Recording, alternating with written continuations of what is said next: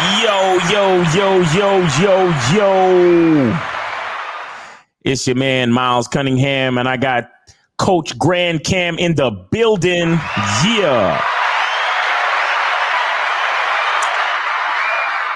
Hey, Coach, man, let them know who you are, man. Let them know if they don't know already. Let them know. Go ahead. Thank you, Miles Cunningham. It's an honor to be on your platform. Shout out to the whole Bad Boy membership. Shout out to Real Game No Theory. Shout out to Miles Cunningham. Thank you so much again for having me. So a little bit about myself. Let's first talk about how I even know Miles. So Miles Cunningham is someone that I used to call into his show all the time. I still occasionally, time by time, I'll call into Lucario in his show. Yep. And Miles and the whole crew was there for me when I needed them the most. I was very lost in the red pill. I was very lost in my identity.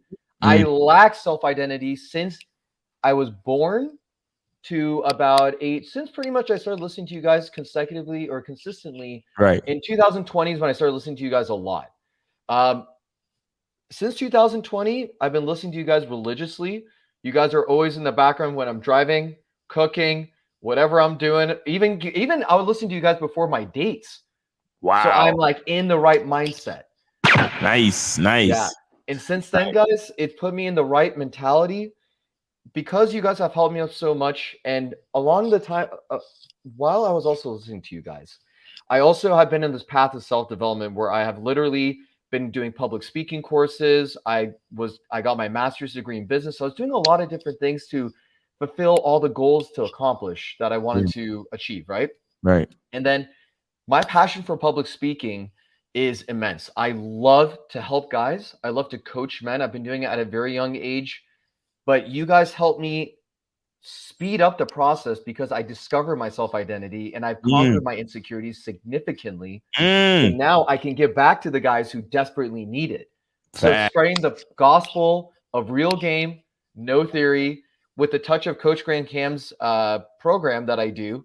Right. And that's pretty much it. I help guys with like dating apps. I help them with meeting girls in person. But my particular favorite thing to talk about are the dating apps. Facts. Yeah, man. Thank you.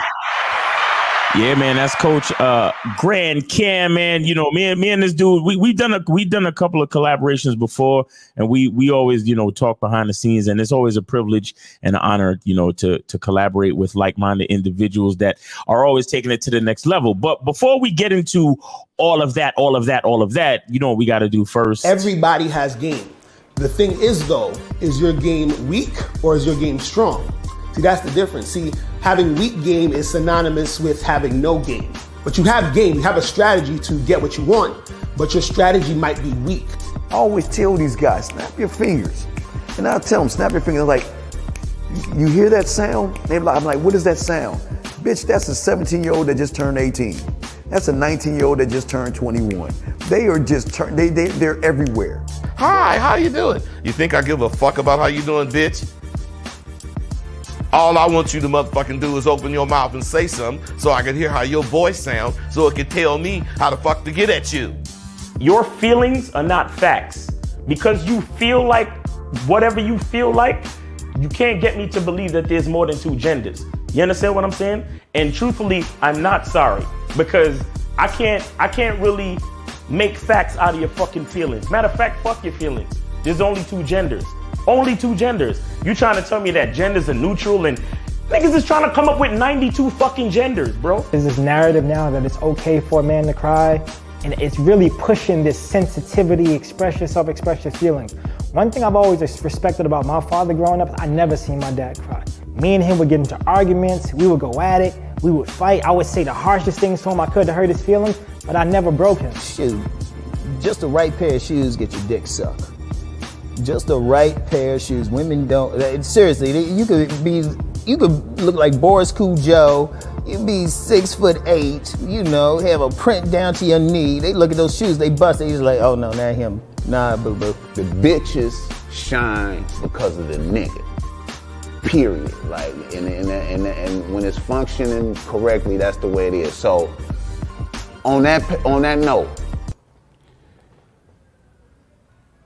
dick is a gift. It's a gift. It's a gift.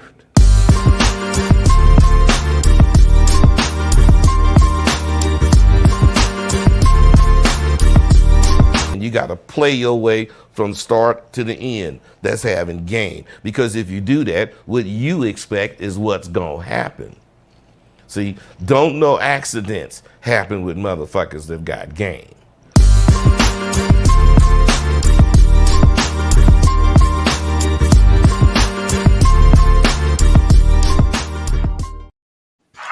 Woo! Yeah, man. And you know, since we are going to be talking about masculine identity and developing your masculine identity, we know we got to get into this. Some people think you need a sports car to get what you want. Some people think you need $1 million. Some people think you need looks, status. The only thing you need is what they can't get unless they come straight to you. And that's your identity.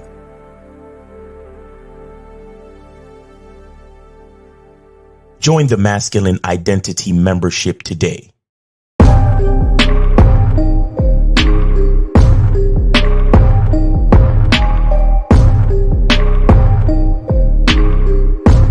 MasculineIdentityMembership.com.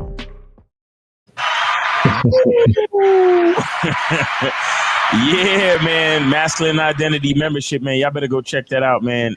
For real, because it's all about knowing who you are. Because knowing who you are is that's the key. That is definitely the key.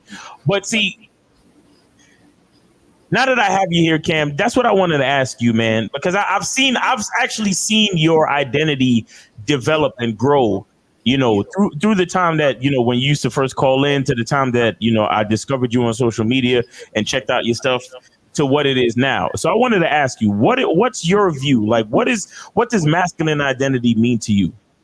Yeah, masculine, that's a great question. Masculine identity to me is the embodiment of who you are as a man. In fact, I have in my coaching program, I offer online courses that are included within the program. So if I'm doing one-on-one coaching with someone, I also I direct them into these pre-recorded videos that I made about foundation, program, boundaries, standards, like how you go about life. And I think an identity is... Hold on, Rook. I just sorry to cut you off, but if somebody's listening, sometimes while you're talking, they're going to want to go to the website. So what's the website? Oh, thank you for suggesting that. Absolutely. So, well, my website is www.thegrandmale.com. That's the name of my company, The Grand Male, which is like right there in the virtual background. But these are things that if they actually type in www.thegrandmale.com/courses, that's a list of all the courses that I have. And the one that I'm referring to in this response to your question, Miles, is creating your foundation and program. So a masculine identity is important because what happens is a lot of guys, they don't realize that they're in the identity of the media, society, their family, their friends. And here's another thing too. You could also be in the identity of yourself, but you're really not in the identity of yourself, because what happened is you're in an insecure place your majority of your life. Right. So you think, well, I'm this way. I'm being me. I'm being authentic. But what they don't realize, Miles, is that their inauthentic side of them is not their true representation of who they are. Their inauthentic side has been created due to trauma that's been unresolved. Exactly. Due to all these like situations where their family, society, and the media has hampered down on them and have hurt them in an emotional or physical way. And mentally, what they think they're doing is they're going about their life in the most authentic way possible. But what has happened is that one tiny little thing happened when they were 8 years old has transpired and snowballed and snowballed. And here's the thing, Miles, to finish this off. When you have one tiny little leak in your brain, right? Just one tiny little leak that's this big, it trickles and it becomes something even more massive. Facts. And that's the thing where guys think they're in their identity, but they're really not. Right. Exactly. I mean, it's crazy because I speak to guys, every once in a while you get a guy that calls in and said, how do I develop my confidence? How do I, develop that ability to not give a fuck about what others think? And, I'm always down on myself and And it happens so often. I asked him, I'm like, did you grow up in a strict household? Did you grow up in a household where your parents used to like get mad at you and berate you and be down on you? Because a lot of parents, they parent out of fear. You understand? So when a child comes home with a B plus, and I talked about this on a previous show recently, when a child comes home with a B plus, instead of saying, wow, I'm proud of you for getting a B plus, just try to do better next time because I'd like to see some A's on your paper because we strive for the best in this family. Instead of saying something like that, they'll say, oh, get that B out of my face. Like, how come you didn't get an A? What's wrong with you? Are you stupid or something? I didn't bring no B student into this world. And if you're not getting an A, you're not my son. You're what are you? You're a piece of shit. Like, do better. And, that's not good enough. Fuck out of here. Like, you know what I'm saying? And so it's a lack of positive reinforcement. It's a lack of confidence building. It's, so many children, so many of us, period, have grown up in different types of traumatic and negative experiences, and we don't even know how much it affected us. You understand? Facts. Like I remember there was times in my upbringing, and shout out to my moms because these are things that she kind of apologized for later on in life. But I remember there were times in my life where she would ask me, who the fuck do you think you are? Like I would do something and she would say, who the fuck do you think you are? And I would say, nobody. You know what I'm saying? Oh, and that conditions you too. That's what I'm saying. But this is when I'm real young, and honestly, bro, it took like years of learning, years of reading books. And I've even had a couple therapy sessions myself where my therapist broke me down to the bone and I started bawling. Bawling like crazy waterworks, you know what I'm saying? And honestly, I think that's different from just like, because they say men ain't supposed to cry and all that type of shit. But when you in therapy and your therapist, because she put me under some hypnosis, like she like it wasn't like hypnosis, but she did this thing where she turned the lights down, she lit candles, and she took me through a sequence of questioning that kind of disarmed my ego and disarmed my defenses. And she got into the very question of who I was. And when I realized my actual self-perception, it broke me down, bro. And I started like, it was just like if I was pouring water out of this fucking bottle. Like that's how the water was just flying out of my face, bro. And from that point on, it's like that's where I was at ground zero. And then at that point on, I started to rebuild. And that was like at age, like 29, 30. You know what I'm saying? Good for you, Miles. And the crazy part is I always had an understanding of game. You see what I'm saying? But that's why I created the Masculine Identity membership, because you can understand. All right. You can understand game. You can understand the step-by-step processes of what to do on a date, how to talk to a girl, how to approach, mouthpiece, all that shit. And that's what the Bad Boy membership is for. And shout out to Lucario, you know what I'm saying? For the Bad Boy membership, right? But unless you have a true understanding of who you are, all that step-by-step stuff, it's hard to fully grasp it, because you can listen to the Bad Boy membership and just do the steps and get bitches. You could. Trust me. Like there's a lot of guys out there that are actually doing that right now as we speak. Shout out to Moses. That was me too. I was like that as well. Right. Me too. Right. So, but there's a difference. There's a difference when you know who you are, plus you know what to do.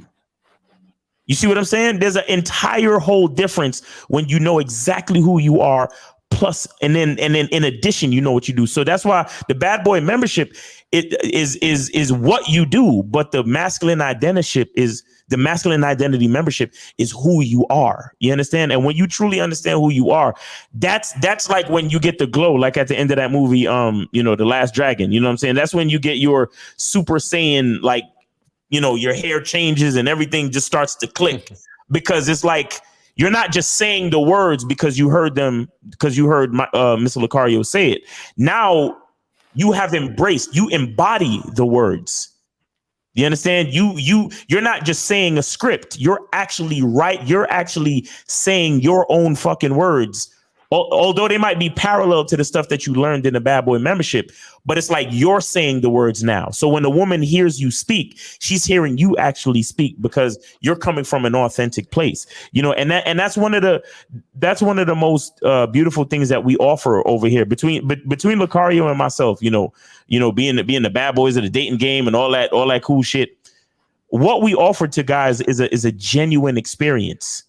You understand? Because, you know, that's why we say real game, no theory, because it's not about looking at what other guys have gone through with women, or looking at the statistics, or looking at the fact that 80% of women file for divorce, and looking at the fact that Western women are a certain way. It has nothing to do with that. It has everything to do with you figuring this shit out for yourself, and you writing your own book and doing what you're supposed to do based on your own identity. Because guess what? Because I'm different from everybody else on this planet, my experience is going to be different. So I can't worry about all the statistics. I have to work on this shit my damn self. You see what I'm saying? I have to do it myself. I love it. Yeah, man. And guys, the phone lines are open, 516-387-1224. If y'all want to call in, and, you know, if y'all want to put any questions in the chat, we'll get to your questions. But Ken, what do you think about that? Like, you know, the difference between what a lot of these other content creators do as far as the statistics, and letting so many other things influence their mindset when it comes to, you know, themselves and dealing with women. Absolutely. And really quickly before I answer that, shout out to the chat. Thank you guys, Christian Soto, and there was someone else, Happy Life. Shout out to you guys. Shout out to the whole chat. Thank you guys. Shout out to all the mods as well. Yep. I wanted to, yeah, absolutely. So, you know, you mentioned, before we get to the content creators that talk about statistics and stuff, and everyone from that whole community, right? Right. You mentioned about the Super Saiyans, right? So obviously you're familiar with Dragon Ball Z. Yeah. So there's this one, I want everybody that after they're done watching this live stream of us, go on YouTube and type in Frieza, which is the name of one of the villains in Dragon Ball Z, F-R-E-I-Z-A, and type in, what are you? So it's Frieza, what are you? Miles, I don't know if you remember that scene when Frieza sees Goku turn Super Saiyan for the first time, and then he says, what are you? Or he says, who are you? Or what are you? It's one of those two things.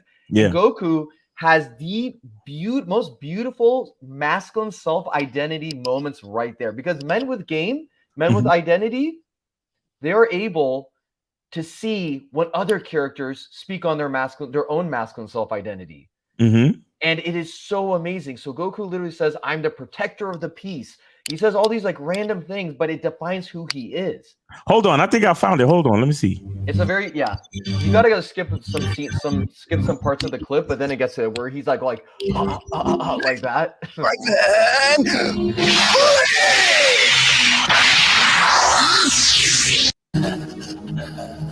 I am protector of the innocent. I am the light in the dark. I am things that cry out for peace.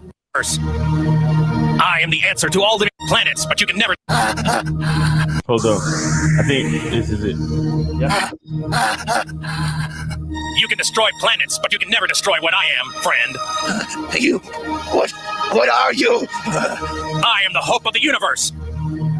I am the answer to all living things that cry out for peace. I am protector of the innocent. I am the light in the darkness. I am truth.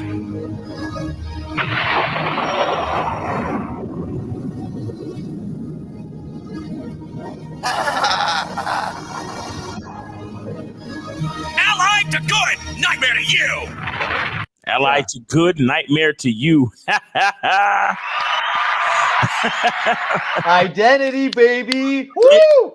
And you see, it's crazy. You see the difference when you know who you are, bro. Like, it's ridiculous. The difference when you know. Absolutely. So as far as the content creators go, Miles, it's really funny. I get asked that question all the time on dating apps, especially. They say, they say, well, Cameron, I keep hearing that there's a top 1% guys, so on and so forth, can only get the most attractive girls. I'm like, listen, what is the right statistic? There's top 1%, top 5%, top 10, top 15, top 20. Which percent is the right percent? Okay, Right. that's number one, Right. right?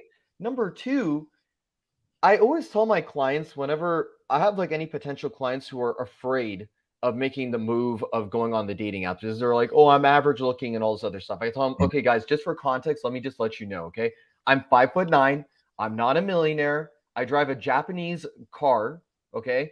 And I dress like most of my clothes are from Amazon and H&M, but I still dress stylish when I'm like show up to these calls and when I'm with these girls on dating apps. Right. And all it takes is a style. It doesn't mean like you don't need designer clothes or any of that bullshit. Exactly. All you need is just like good stuff that makes you look stylish. That's it.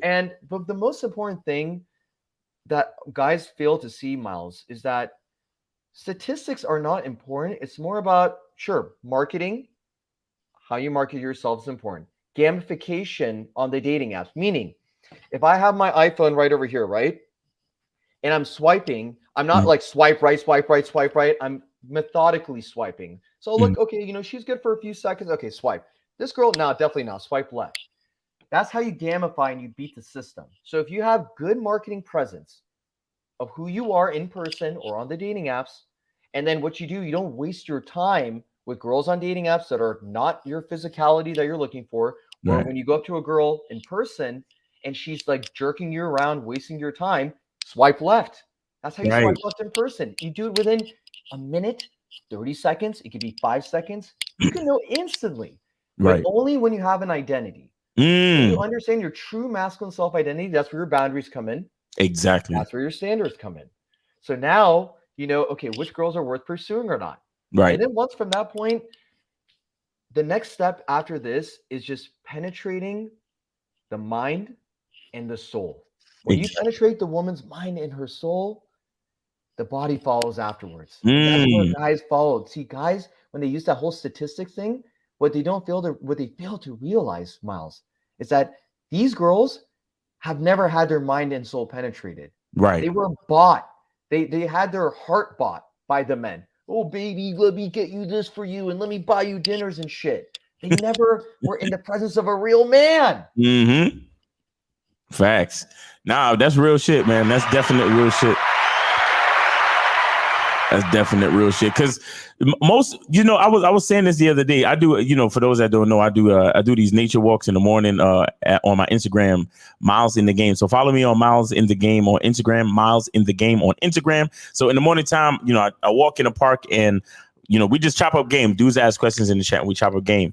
And somebody asked, why is it so easy for dudes to not be themselves? Like, why are dudes so soft these days? You understand? And I was explaining that it has a lot to do with the fact that you have to understand that because we're all born as individuals, because we're all born different from everybody else, to truly take on the challenge of forging our own path means that there are a lot of things that are unknown. You see what I'm saying? Like for me to look at myself, realize that I'm different. That means I'm going to have a different path from everybody else on this planet. That means I'm probably going to lose my virginity at a different age. That means my body count is going to be different. That means the type of women I like is going to be different. That means, because I was born into a family from Jamaica, my culture, the way I see the world everything is just going to be different. Now, with that being said, the choices that I make influence the life that I have. And if I make those choices based on who I am, the path of my life is going to be different from everybody else. But with that being said, my path is going to be, I'm not going to know exactly what my path is. You understand? There's a requirement of courage. There's a requirement of bravery that comes with you forging your own path, with you making your own decisions. The reason why so many guys out there love statistics and they love to look at what other guys are doing is because it's easy to look at what somebody else did and see the patterns and the results of their choices. Because so when you see the results of somebody else's choices, everything is revealed to you. So therefore you feel like, oh, I can pick and choose what I want my future to be if I do what that other guy did. You see what I'm saying? So it's like, oh, well, that's why these guys talk about jawlines, right? Like there are guys out there. We had a whole episode where the dude he does that thing where he hammers his face where to shape his face a certain way, to shape his jawline, to shape his forehead, to shape the bridge of his nose, because he's like, if the bridge of my nose looks like that other guy, then I'm gonna have his experience, and and his experience is desirable, because I'm too afraid to deal with what might happen if I just go through life looking exactly like myself. You see what I'm saying? How's that jawline, guys? Yeah. So that's what it is. These guys, they wanna cling to what has already been done. They wanna stay on the beaten path because they don't want to contend with anything new or challenging. You see what I'm saying? They want to choose the path of least resistance. But here it is. The path of least resistance is also the path of least progress. You see what I'm saying? So there's so many things that you're not going to get to experience because you're not making honest and authentic choices in your life. You know what I'm saying? But what do you have to say about that, Cam? Yeah, absolutely. So Big Daddy actually on the comments, he said it perfectly. And I was just about to say before he commented. So I'm going to shout out to Big Daddy on this comment. He said, fixing jawlines to impress a bitch.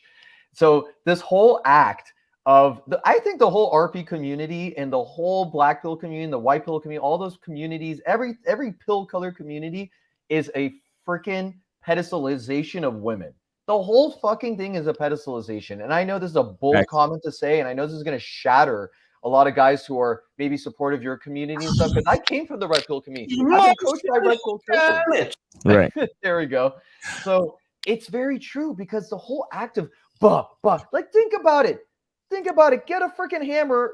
Okay, guys, don't listen to my advice. But you get a fucking hammer. You bang your fucking head. It's like, oh, do I look? And you're all bloody shit. Oh, do I look good enough yet? No, bro. It's pedestalization. And that was the biggest breakthrough for me, Miles, which actually your guys' advice, you didn't tell me this specifically, but you guys kind of led me down that breakthrough indirectly. Like one day I just woke up. I'm going about my day. I'm like, holy fucking shit, the red pill is the biggest pedestalization ever. And I was like, oh my God, this whole hypergamy talk and all this other talk, jawline, everything. And I was watching just a stream that of this red pill stream that just came on. I'm like, fuck it, let me see what these guys are up to. And I was talking to them, or excuse me, I was listening to them. And the whole time the guy's like, so what's your body count, man? Like, yo, oh, really? Your body count's that? You can't give advice like that. And I'm like, you fucking children. None of you guys don't. And I'm like, just thinking the whole time, real game, no theory, baby. That's what the facts is. Because, all this excessive stuff that guys do. See, I want to share a quick story. It's that these guys can benefit from. I love that. I love the sound effects. So, my client and I live in the state of Arizona, and I have clients that are local to me, and they actually come out with me some Friday nights and Saturday nights. We go out to like down, parts in Phoenix and all these other areas. Nice. My client and I, we made rounds and rounds of different girls, just talking to them, and we got rejected left to right. Some girls would give us 10 minutes to talk to them. Some would be 2 minutes. Some would be nothing, whatever. And I told my client, like, hey man, it's about to be midnight, or it's about to be 11 p.m. We've been here since like 9, like 8:30. You want to go home? That's like, sure, let's go home. And then as we're walking, there's these two girls that were part of a bachelorette party. One of them is from a different state. The other one's from a different state, right? So they don't live in Arizona, which is the most beautiful thing, which Christian Soto in the comments, he knows what's up. Arizona for the win. Arizona, by the way, Miles, is one of the best states for transitory, non-committed sex. It is literally one of the best places for that. So what happened was so I approached the girl first. Me being the coach, usually my clients, they have me go first and do my thing. And I approached them, very authentic. Yeah. Yeah, and it was very authentic. It wasn't this stupid, weird, like, hey, what's up, baby? You hang out? I was just like, hey, what's up? I just noticed you girls chilling on the curb right now. What you guys up to? You look like you're kind of bored right now. And the girls are like, oh, bachelor party, whatever. So they have been separated, but they were looking for some fun. Me and my client, we sat on opposite ends. So it's me, girl, and then my client on the other side. Right. Within 20 minutes of conversation, we're talking about all kinds of stuff. Me and this girl, we start making out immediately. And the reason why is because I was using my own seduction process that I have, which is on the website, grandmail.com/courses. In the whole, my mindset going in for the guys in the chat to relate to this is that all I thought about is like, okay, what can I do? What can I say that's authentic? Right. And how I truly want to express myself, not just to get in her pants, but truly how I want to express myself and get her to feel liberated around me. And that's the mentality that I teach in my seduction course, which is I am your liberator. By you saying I'm your liberator, just like a guy saying I will be rich or I am rich, I am healthy. It's the same thing when it comes to seduction. Affirmation. So, exactly, the affirmations. Thank you. So this is different than the whole hitting your fucking head with like a goddamn hammer, like ba ba ba ba ba. Right? Okay. I don't need to do any of that excessive shit. Nor do I need to study hypergamy. Nor do I need to nerd out on a bunch of statistics and say, oh, well, the this and this and these numbers and all these things and you have to. I guess the formula and the hypothesis tell me. I say, listen, I am sex. I'm your liberator. And what I do by saying I am sex is that I embody sexual energy. Yes. And when I'm talking about I'm your liberator, I liberate you from your judgment, from your catty girlfriends, from your ex-boyfriends, your toxic ex-boyfriends, from your parents who are judgmental. Yeah. Everybody is liberated. It's a win-win situation. Me and that girl, we were hooking up the whole night. Nice. In the bar, in the bathroom of the bar, everywhere. We were hooking up everywhere. Let's just say that. I'll keep it at that. That's what's up, man.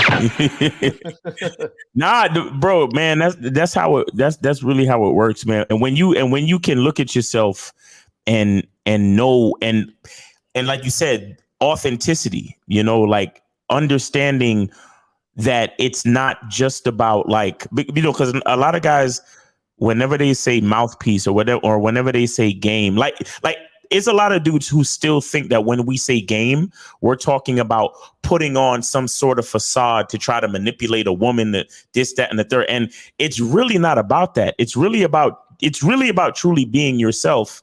But see, the problem with the whole issue of being yourself is that even when you say to a guy, hey, just be yourself, he's still not all in. He still hasn't fully bought into the idea of who he is. You see what I'm saying? And that's why that's again, and I'll say it again and again. That's why I created a masculine identity membership, because I want you to fully buy into who you are. I want you to understand that who you are is the best thing about you. You understand? I want you to understand that like God literally gave you the ability to do something that no one else has ever done.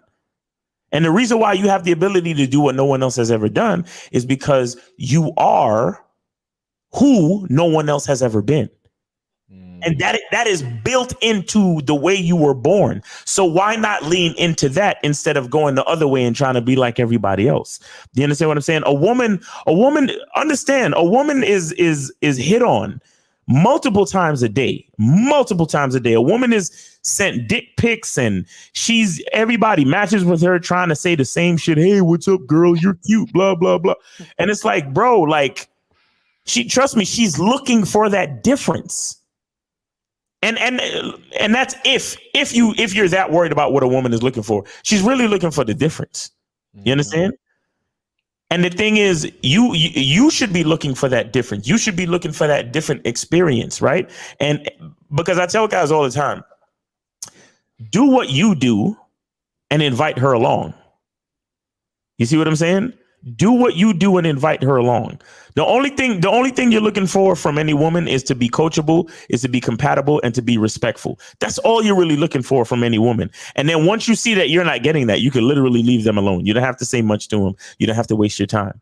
You understand? But again, all of that stuff only works when you truly buy in to who you are. So when somebody says, "Hey, be yourself," you actually know what that means. Because to the average person, when you say "be yourself," because they haven't fully bought into their own identity, you tell them to be themselves, and they'll be like, "Oh, okay, cool, I'll be myself." And then they're like, and then they got their head down, their shoulders are slumped. They're like, hey, how's it going? I don't mean to bother you, but I just thought maybe I could come over here. And she's looking at you and she's like, God, you're so fucking creepy. But it's not that you're actually creepy, but it's that your uncomfortability is making her feel uncomfortable. Mm-hmm. And ultimately that emotion that energy that she's feeling from you, that energy in motion, right? That emotion, energy, energy in motion, that emotion, that energy that she's feeling from you, that's what she calls creepy. Because she realizes that you're not comfortable with who you are. And if you're not comfortable with who you are, how the hell can I be comfortable with who you are? And remember, I'm a girl. You're supposed to penetrate me later. You're supposed to have a fucking hard phallus that's supposed to go inside me at some point. And you're not comfortable with who you are? Bro, that's creepy. You see what I'm saying? Because in her mind, she's thinking she's not really thinking this, although she is subconsciously. She's saying, damn, what's wrong with him? Why is he not confident? Why is he not comfortable about his identity? Why doesn't he know who he is and is able to express that? And he's giving me this creepy vibe. He's giving me this low confident vibe, and it's making me uncomfortable. And so instead of being cool and cooperative, she's on the defensive because you came up to her talking about, "Oh, I'm sorry, I don't mean to bother you, but maybe and you're stuttering and you're nervous." And again, guys, developing a masculine identity is not something that you're going to do overnight. Because like I just told you, I had to go to therapy. I had to read books. I had to fucking have countless conversations. Like, where the fuck do you think all of these shows come from? Lucario and I have been having these conversations, literally since 1997. Since 1997, when I first met Lucario, we've been having these type of conversations. It's just that now conversations have turned into podcasts. If you really think about it, right? It's just, intelligent, interesting people speaking to one another, and they hit a record button and you're able to listen to it. Like literally like what we're doing now. Because if it wasn't for the internet and podcasts, me and Cam would have probably just been chilling somewhere having this conversation by ourselves. You see what I'm saying? Just talking about masculine identity and why it's so important. You understand? But at the same time, it's something that you have to work on. It's something that, and the reason why I say this is because this is the reason why it's a subscription-based membership, and there's new information every time. This is why even Cam, he's called Coach Grand Cam, because it's not just a one-time shot. People don't get mad at Christians for going to church every Sunday. You know what I'm saying? People don't, worry about the fact that, you got to go to university for 4 years. And even after that, you might end up going to grad school. And even after that, you still got to keep up with your certifications and always go back to educate yourself again and again and again. So what the hell do you think when it comes to your identity? What the hell do you think when it comes to dating and managing your relationships with women? This is something that you have to continue. It's what they call continued education. You understand what I'm saying? But Cam, I want you to get more into like the type of coaching that you offer. Cause you were telling me some really dope stuff about like the fact that you have Airbnbs, you do boot camps, and you go out and really hit the street with your clients and really like talk to women and, really get into it where you guys get some real, in-field experience. So talk about that real quick. Yeah, absolutely. Thank you for asking about that. So to everyone in the chat, everyone on the recording that's watching this later, the way it works is my company is called the Grand Mail, right? And the Grand Mail is divided into two forms of coaching. We have coaching, online coaching. We also have in-person retreats, which is called the Grand Male Transformational Retreat. Last one was Labor Day of this year, so early September. We met in Scottsdale, Arizona. I rented an Airbnb, and the way it works is that these guys, I cover their lodging, I cover food, I covered a lot of different like expenses that were part of the experience. So these guys paid me a certain amount of money. It was from Friday to Monday. It was from Friday to Tuesday. Which is going to be 4 nights and 5 days. This time, it's going to be in Vegas. We're going to have it in March 2023. It's going to be 5 nights and 6 days. So I'm adding an extra day of this. Nice. I have my assistant coach who only assists me during the retreats. His name is Coach Brad. He has experience coming from the boot camp of pickup artistry, but he's also converted his own pickup artistry stuff into his own level of authentic energy vibe style coaching. So it's not like this kind of gimmicky manipulation type coaching. So he does an excellent job getting the guys to come out of their comfort zone. Right. Being able to be just very comfortable with allocating their sexual energy that's all suppressed up here and allowing it to travel down there. So then when they're talking to girls, they have energy that's consistently throughout their whole body. Right. So that's what we help guys with together. Like me and him, we team up. We're going to team up again for the second time. We're going to be approaching girls on the strip. We're going to have a experience where we're going to be at the nightclub, which is on a Sunday night. If it should be open on a Sunday night, they have their pool open as well in March. So pretty much it's going to be getting these guys to talk to women, getting them comfortable with their identity.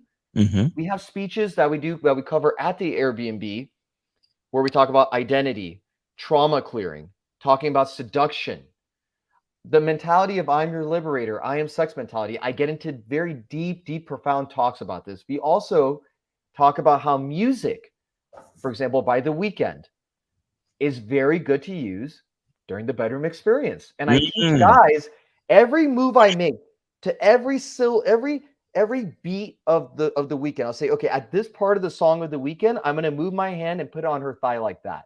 A lot of guys, they don't know how to do that.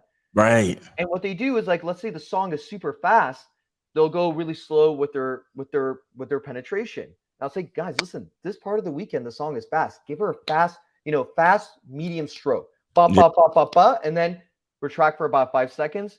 Then go back maybe like 10 seconds after, kiss her neck while you're doing this. So I give a lot of details. I get very methodical about it. Yeah. And I love to give the guys the details on it. So that's pretty much what a glimpse of the retreat looks like. But and that's done about twice a year. Okay. But my online coaching looks like this. It's usually a 4 to 8 week program, depending on your skill level.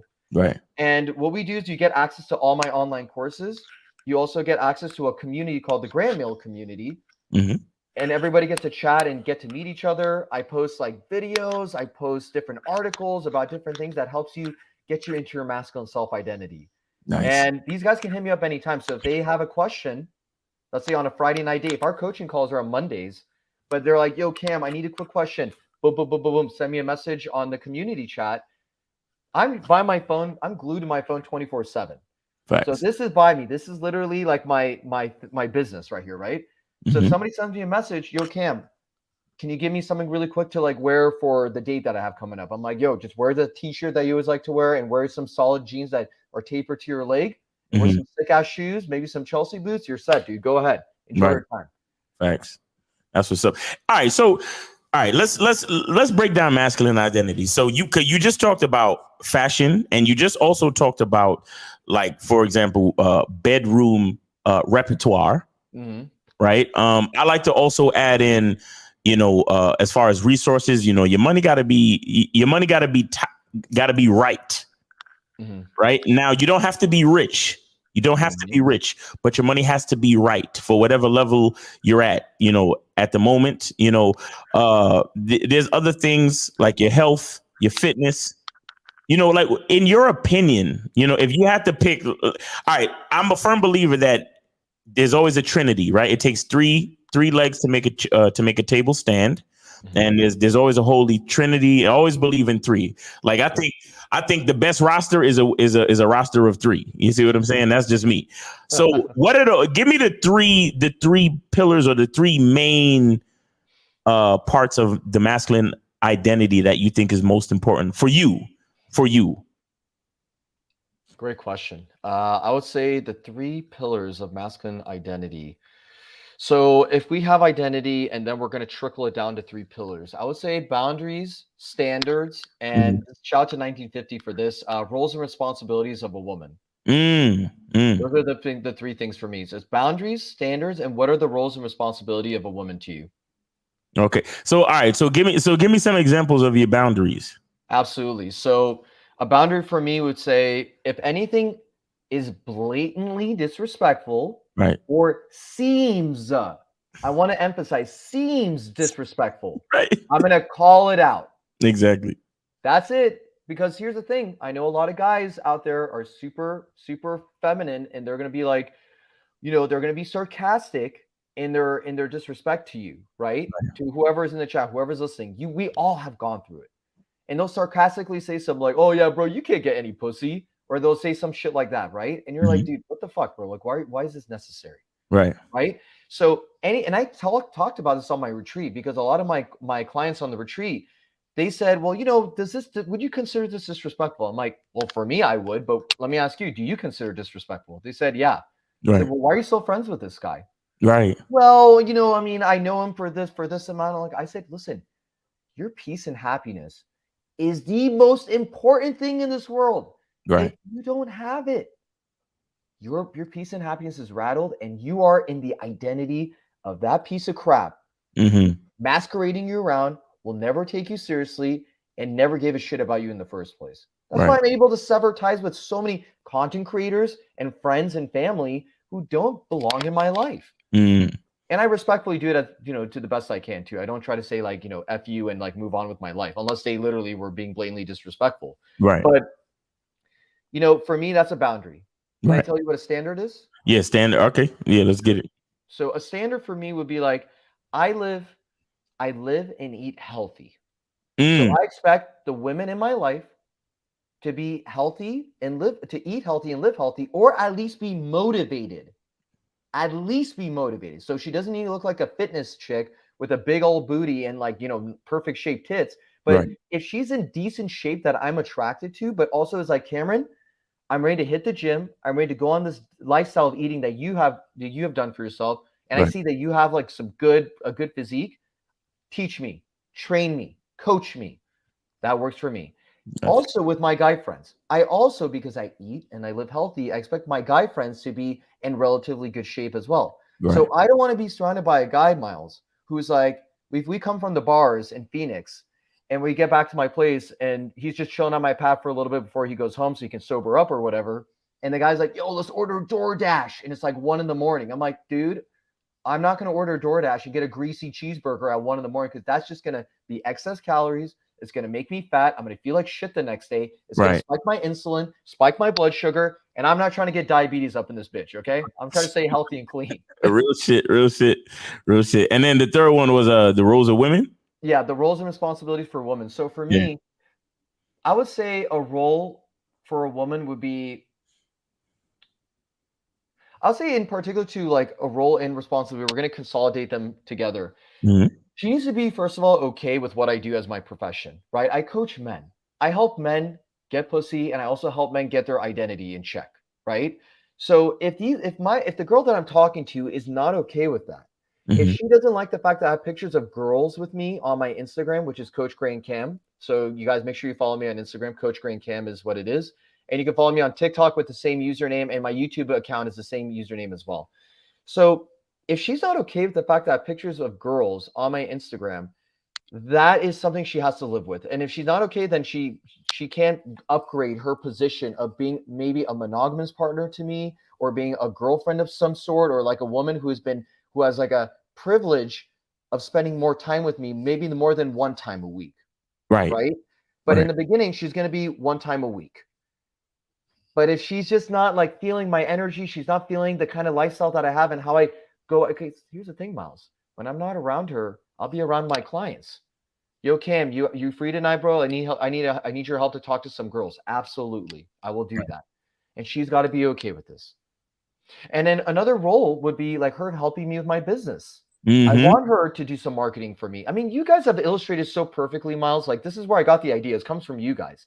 Where like what she can do is she can go pick up my Chipotle while I'm recording a video, Right. or she can go get my groceries for me and eat and cook me some bomb ass salmon with asparagus, broccolini, and some steamed spinach and some tortillas on the side because I do a low carb lifestyle. Yeah. Give me some of that so I can make myself some salmon tacos. She washes the dishes. I go back to talking to my clients. That's some responsibilities and roles. So she's a peacemaker in the house in terms of making my day more peaceful because I don't have to fucking worry about, when the food is coming. Right?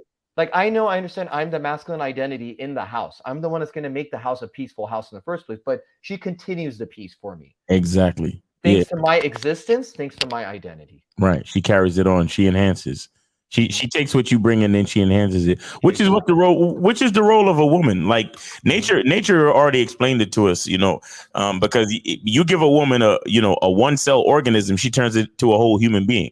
That's what a woman is supposed to do. She's supposed to take what you have and enhance it, and if she's not doing that, then she's not really doing what she's supposed to do. And that's a fact.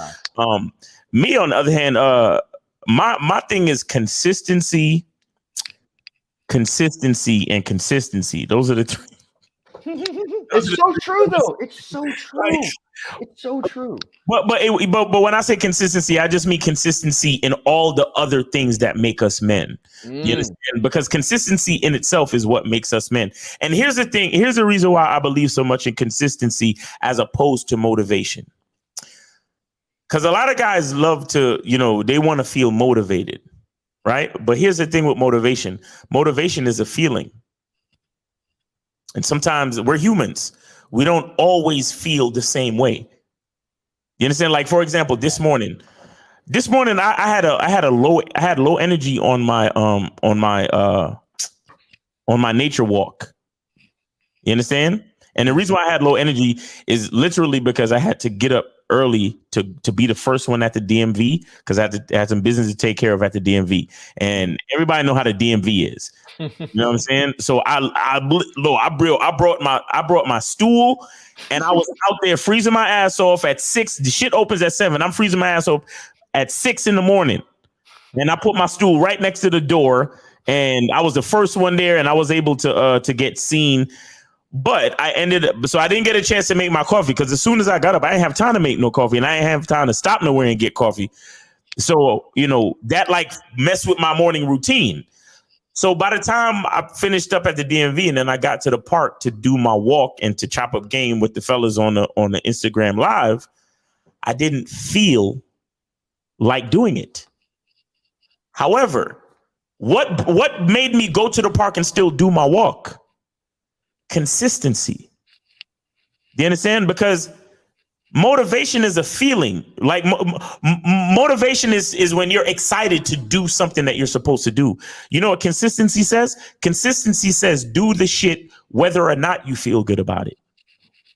You understand? And I feel like that is a big part of where we fall short today as far as why men are so fucking soft. Because everybody wants to feel good in whatever it is they're doing, right? They want some type of validation. They want motivation. They want a pat on the fucking back. They want a gold star. They want a trophy for participation. And it's like, no, you're a man. There are things that you have to do and you just got to do them. I don't care if you're motivated. I don't care if you're happy. I don't care if your energy's high, if your energy's low. I don't care if you feel like shit. I don't care. No one cares. All I care about is, can you produce? Can you get it done?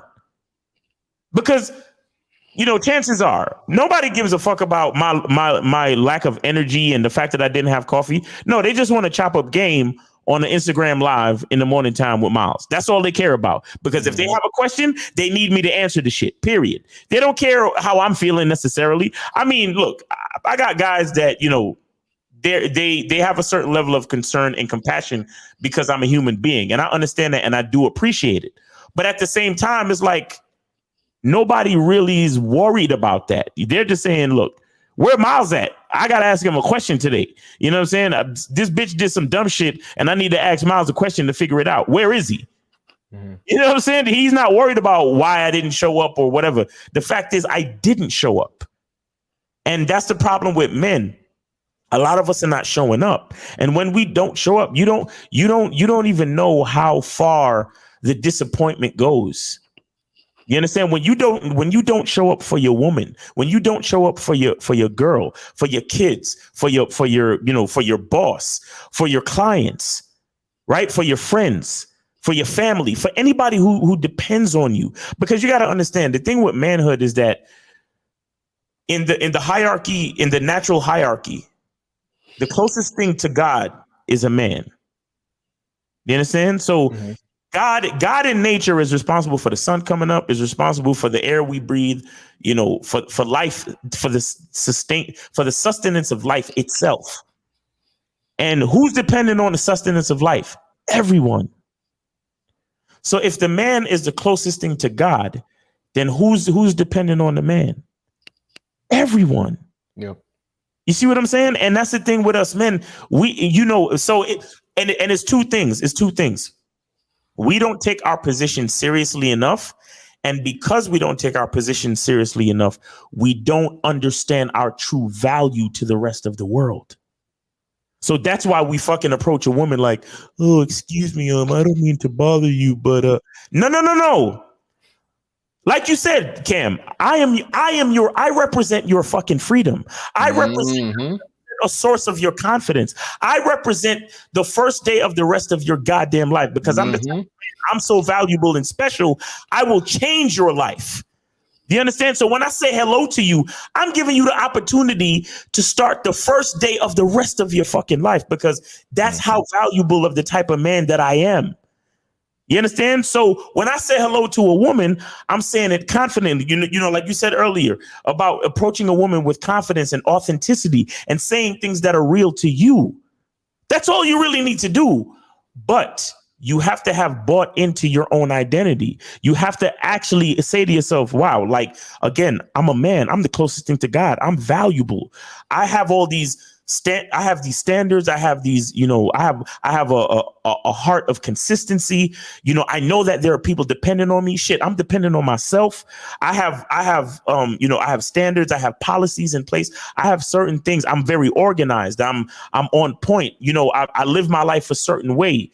You understand? When I see things that are not going right, either I correct them or I remove myself. You see what I'm saying? Like, this is the type of seriousness that it takes to actually be a man. And with everybody just trying to feel good, it takes away from consistency. You understand? And that's what fucks a lot of dudes up, because here it is. A woman falls in love with you initially, right? Because she felt a certain energy from you at the beginning. But guess what? That shit was just a PUA stratagem. You see what I'm saying? That shit was just a recited script from some book from somewhere about negging and triggering oxytocin and peacocking and all of that bullshit. But it's not really you. You understand? And then later on in the relationship, when she realizes that it's not really you, and then she ghosts you, or if she says some shit to you, then you call in my show talking about, oh, Miles, I've been seeing this girl for a month, and then she just started ghosting me, man. What happened? You understand? And it's like, bro, you wasn't being yourself from the beginning, man. You wasn't being yourself from the beginning. But what are your thoughts on consistency and motivation? Yeah, I'm so glad you asked that, and I'm so glad you mentioned that. Consistency is one of the biggest things in order to preserve your masculine identity. It has to be done.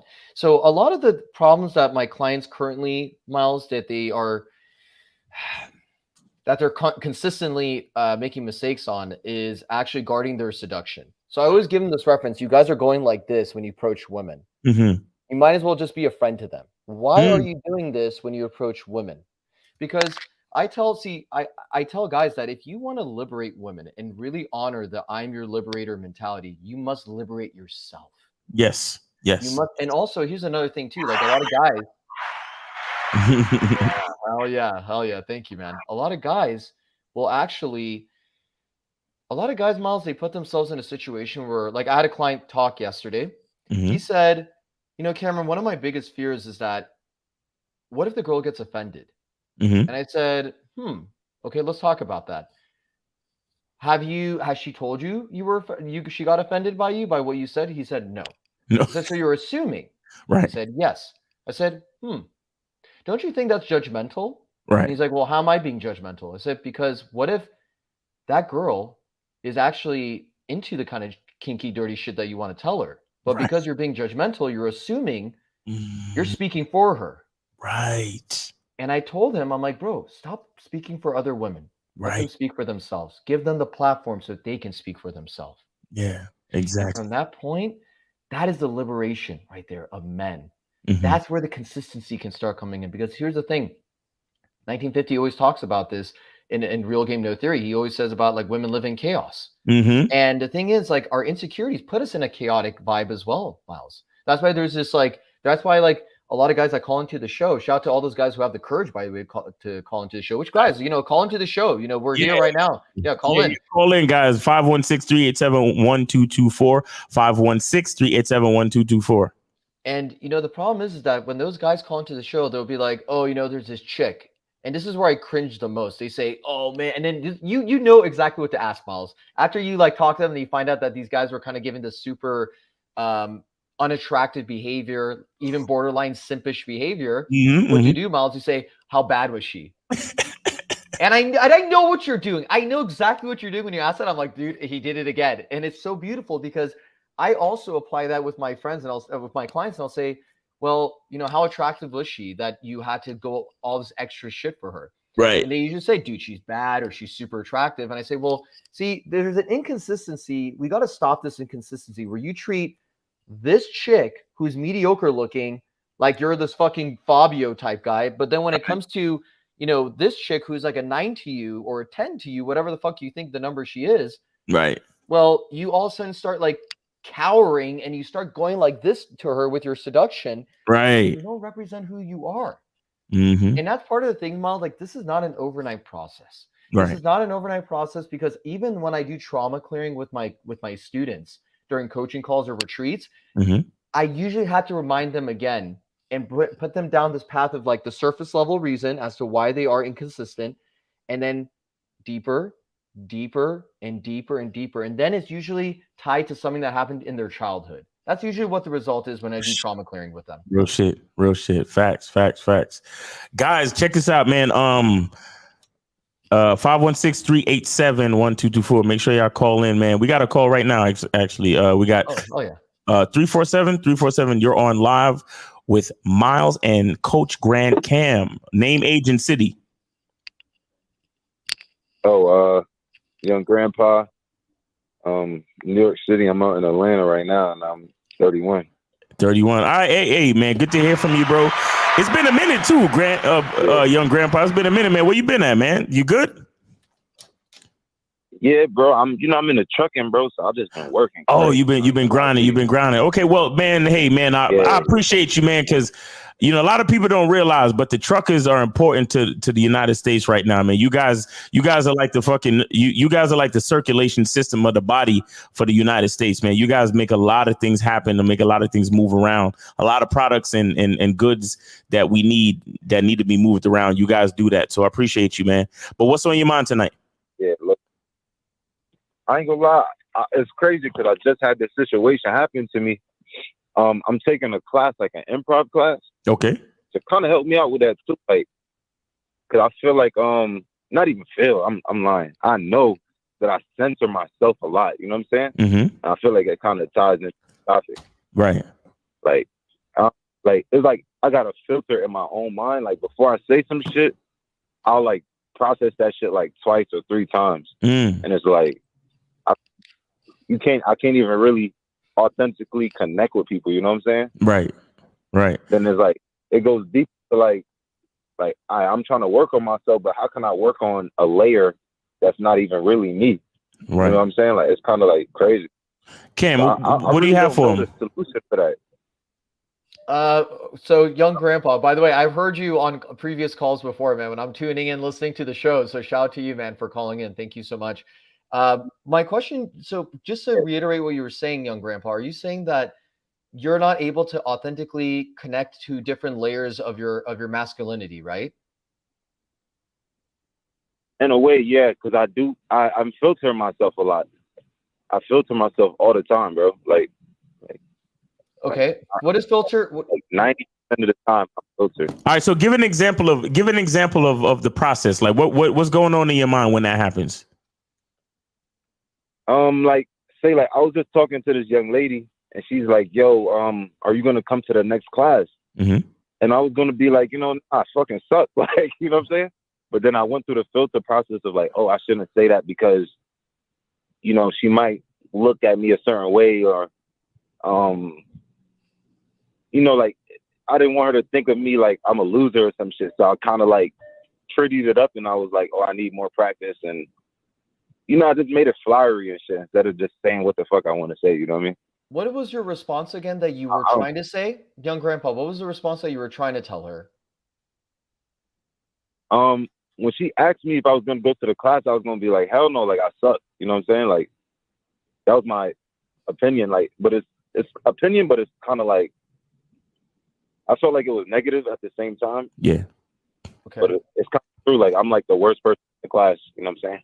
You're the worst. Why do you feel? Why are you saying that? Why are you the worst person in the class? What do you mean? I'm the most stifled. Like it's an improv class, so it's like, bro, if you could see a basketball game and everybody's scoring 30 points and you score 15, all right, you scoring some shots, but you got to be realistic. Like, by the way, 15 points is actually pretty good in basketball. If everyone's scoring 30 and you're scoring 15, that's actually pretty solid. So you know what that means? That shows me that you're actually not giving yourself enough credit. Right. Let me tell you something, young grandpa, and to everyone who's watching right now. I joined a public speaking organization called Toastmasters International. Okay. Toastmasters International, I recommend everybody who's listening and watching this stream to go into and to practice. Because like young grandpa, like you, the improv class takes courage, doesn't it? To get to where, doesn't it take courage, first of all, to put money down and to buy this course? Yeah. Yeah. And doesn't it also take courage to get in your car, spend gas money, or maybe you take public transportation, whatever the case may be, but either way, it costs you money and it'll cost you time to get to that spot, doesn't it? Yeah, it does. Okay. Sure. Yeah. So think about all the effort you just put in. In the public speaking organization, when I was president of my chapter in Los Angeles for about a year, one of the things I would always reward my guests who come into my club, I would tell them, you guys understand that you didn't have to show up this evening. You could have easily been home, hanging out with your family, hanging out with your girl, hanging out with your guy, depending on who it was that came in, or you came in with your children. But instead, you came here to learn and to grow and to conquer the fear of public speaking, to conquer the fear of communicating in front of a bunch of people that may or may not be judging you, right? But in a safety net of Toastmasters International, we train everybody to not be judgmental of people's speeches because we're all in this together. You got to remember, young grandpa, that the improv class is a safety net for you. Everyone there wants you to win. Everybody there is trying to learn. Everybody comes from different angles of the improv class. Exactly. Right. So it's important for you to find yours. You got to find your angle. You got. What do you mean by that though? Like find my angle, why I'm there for? No. So okay, if people do improv, everybody calls on certain things in their mind to come up with ideas for what to say for the skit or for the scenario, whatever it is. Right. What I'm saying is you have to look at yourself. Look at who you are and use something from your own life, like for example, so you've done skits in class in front of the class. Yeah. Okay, so you're a trucker, right? Have you ever used anything about trucking in your skits? Nah, not really. Okay, you see what I'm saying? And that I knew some part of me knew you was gonna say no, because a trucker is what you do on a day-to-day basis. Yes or no? Yeah, day to day. So that's literally a part of who you are. So why not use that in? So this is what I mean when I say find your angle, meaning look at who you are, accept who you are, celebrate. Not only accept who you are, but celebrate who you are. You understand? Be great. See, this is why one of the most important videos that I have on the masculine identity membership right now is a video called How to Be Grateful. Now, if you looked at your life, You know what's crazy, though? hold on one second. Let me finish this thought. If you looked at your life and decided, let me be grateful for the fact, because notice when you said to me, yo, I've been grinding, I've been, running, doing my trucking and stuff. I said to you, I celebrated you. I said to you, and that's because I chose to be grateful for what you do, because I'm choosing to be grateful. You're a trucker, and I said to you, shout out to you for doing what you do, because you truckers make so many things happen in the United States of America. You guys move goods and services from one place to the next, and people need shit. So that's me looking at your profession as something for me, myself, to be grateful for. But guess who's not being grateful for it? You. And it's a part of who you are. That's true. So imagine, because I'm a grateful person, I can be grateful for your position in life, but you can't be grateful for your position in life. What kind of sense does that make? And young grandpa, check this out also, dude. So Miles is absolutely spot on with what he just said. So well illustrated by Miles. Shout out to him for that. In one of my courses where I talk about the foundation and creating your foundation program, Miles, I talk about how having gratitude statements is going to keep you consistent. Facts. It's going to keep you consistent in the heat of battle, right? So young grandpa, remember when I was asking you, doesn't it take time and effort to get to, whether it's public transportation or whether you're driving your car to the improv class? Doesn't that take that? You said yes. And then I said, doesn't it also cost money to be in this class? You said yes. So first of all, here's some gratitude statements based on what Miles said. I'm going to piggyback off him what he just said. First of all, I'm grateful that I can have the money to pay for an improv class. I'm grateful that improv is going to teach me how to speak more instantaneously, which will also improve my game. So if a woman tries to even attempt to put me in a situation where she needs to know an answer immediately, if she even tries to challenge my masculinity, I'm going to be so mentally sharp up here, because that's what improv does. It teaches you how to speak instantaneously, which is what Toastmasters did for me as well. Right. And think about all the connections you're going to be meeting.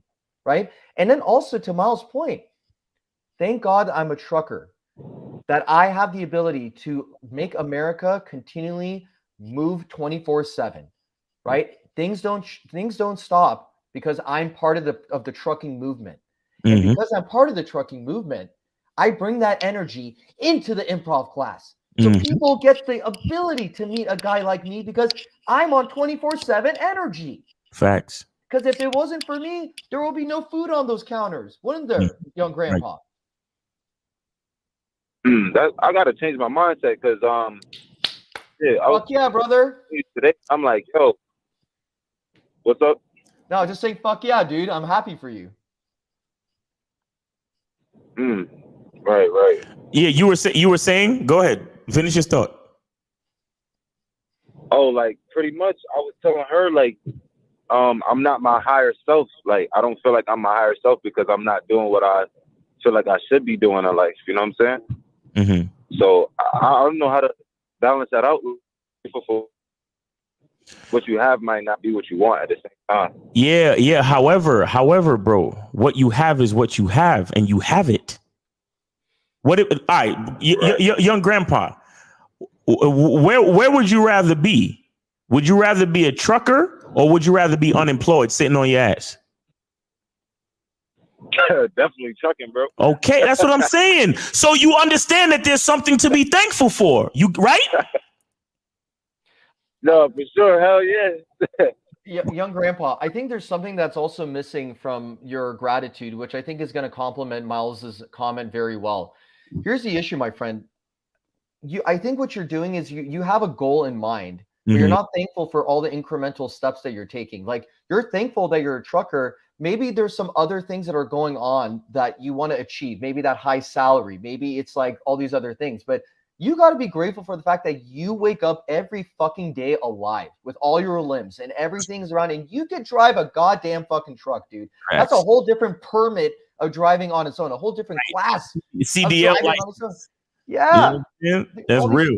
There's all these certifications that have to go with it. Now, here's the thing, young grandpa. My dream is to be a TED Talk speaker. Which, if you're familiar with TED Talks, these guys are these people. They do public speaking all over the world. So if you type in on YouTube, type in literally TED, TED, talk, you're going to see topics on science, dating, mathematics, history, philosophy, all these different topics, right? And these are like renowned speakers from all over the world. I have it on my vision board, young grandpa, that I look at every day when I wake up and before I go to bed. So I condition my mind to say that these things are going to come sooner than later, right? Now, because I do these things, I'm also grateful for the fact that I have clients right now that can help me put food on my table, that pays for my rent, and the fact that I can see my family more often, and I don't have any boss that I got to report to. I work for myself right now, right? So these are some things that can help you with just understanding the kind of lifestyle that you have. And not only that, young grandpa, I do encourage you to develop a vision board. So what a vision board is, print out different pictures, print it out of different pictures that you want in life. Material, love, health, relationships, whatever it is that you want. Okay. Cut it out, put it on a poster board, and have it in your truck in the passenger seat, literally next to you. Every fucking day when you start to feel ungrateful, look at that shit to your right. Right. Exactly.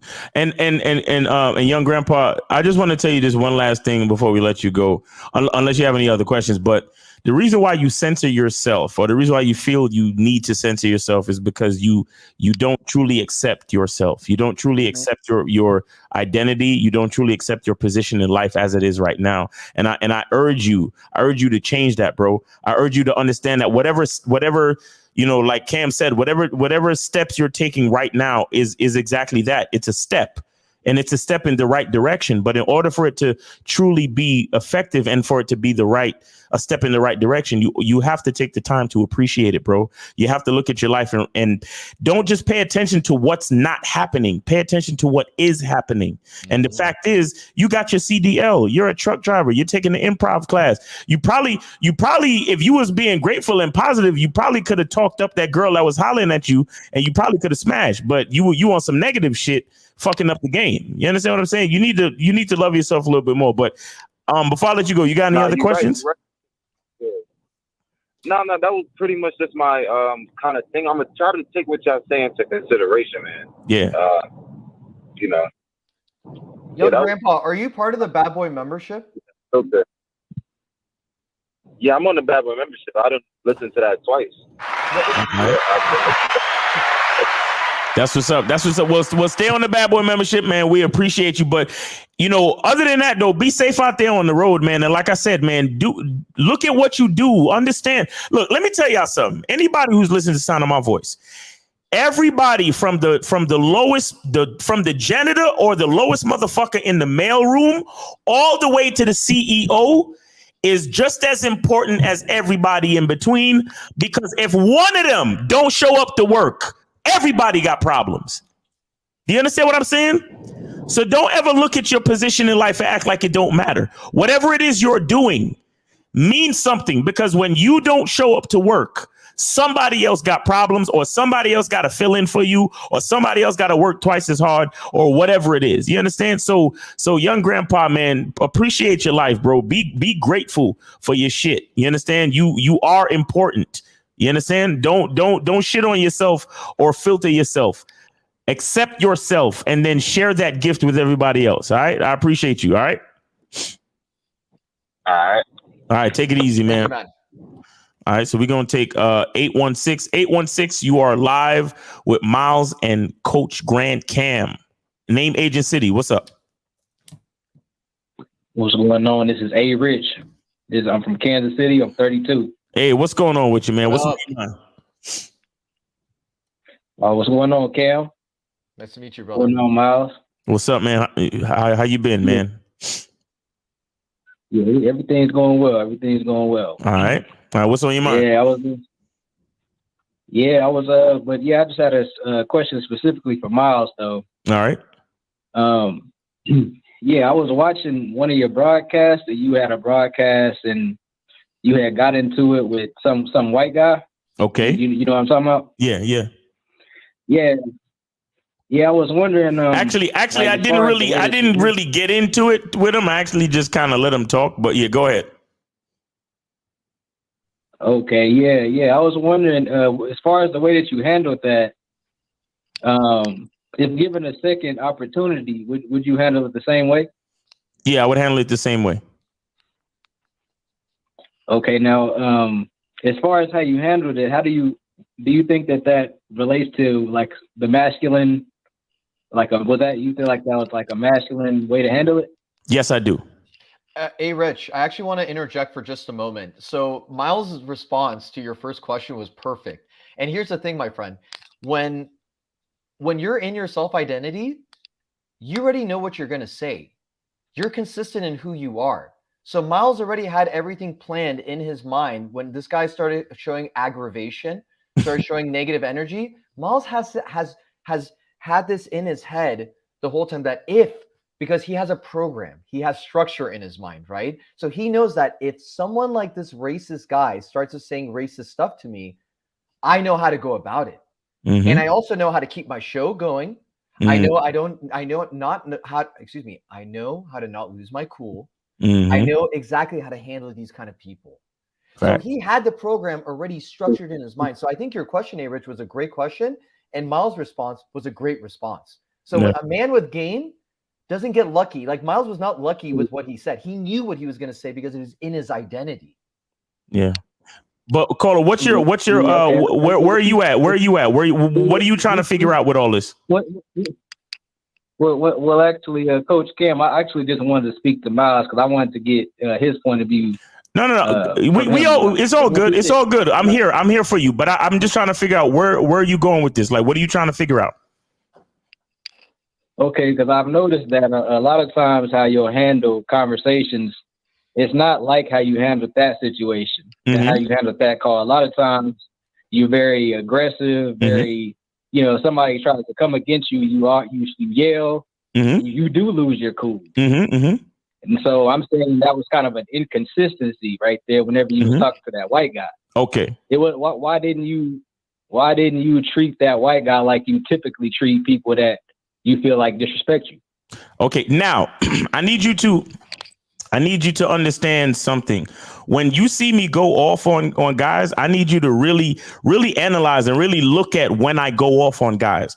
I go off on guys when guys call up and they're being disingenuous about the game. I go off on guys when guys call up and they're lying or being disingenuous about the lesson that they're trying to learn based on why they called in.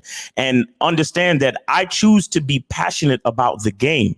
I choose to be passionate about self-improvement. I choose to be passionate about the things that can help these men become better men.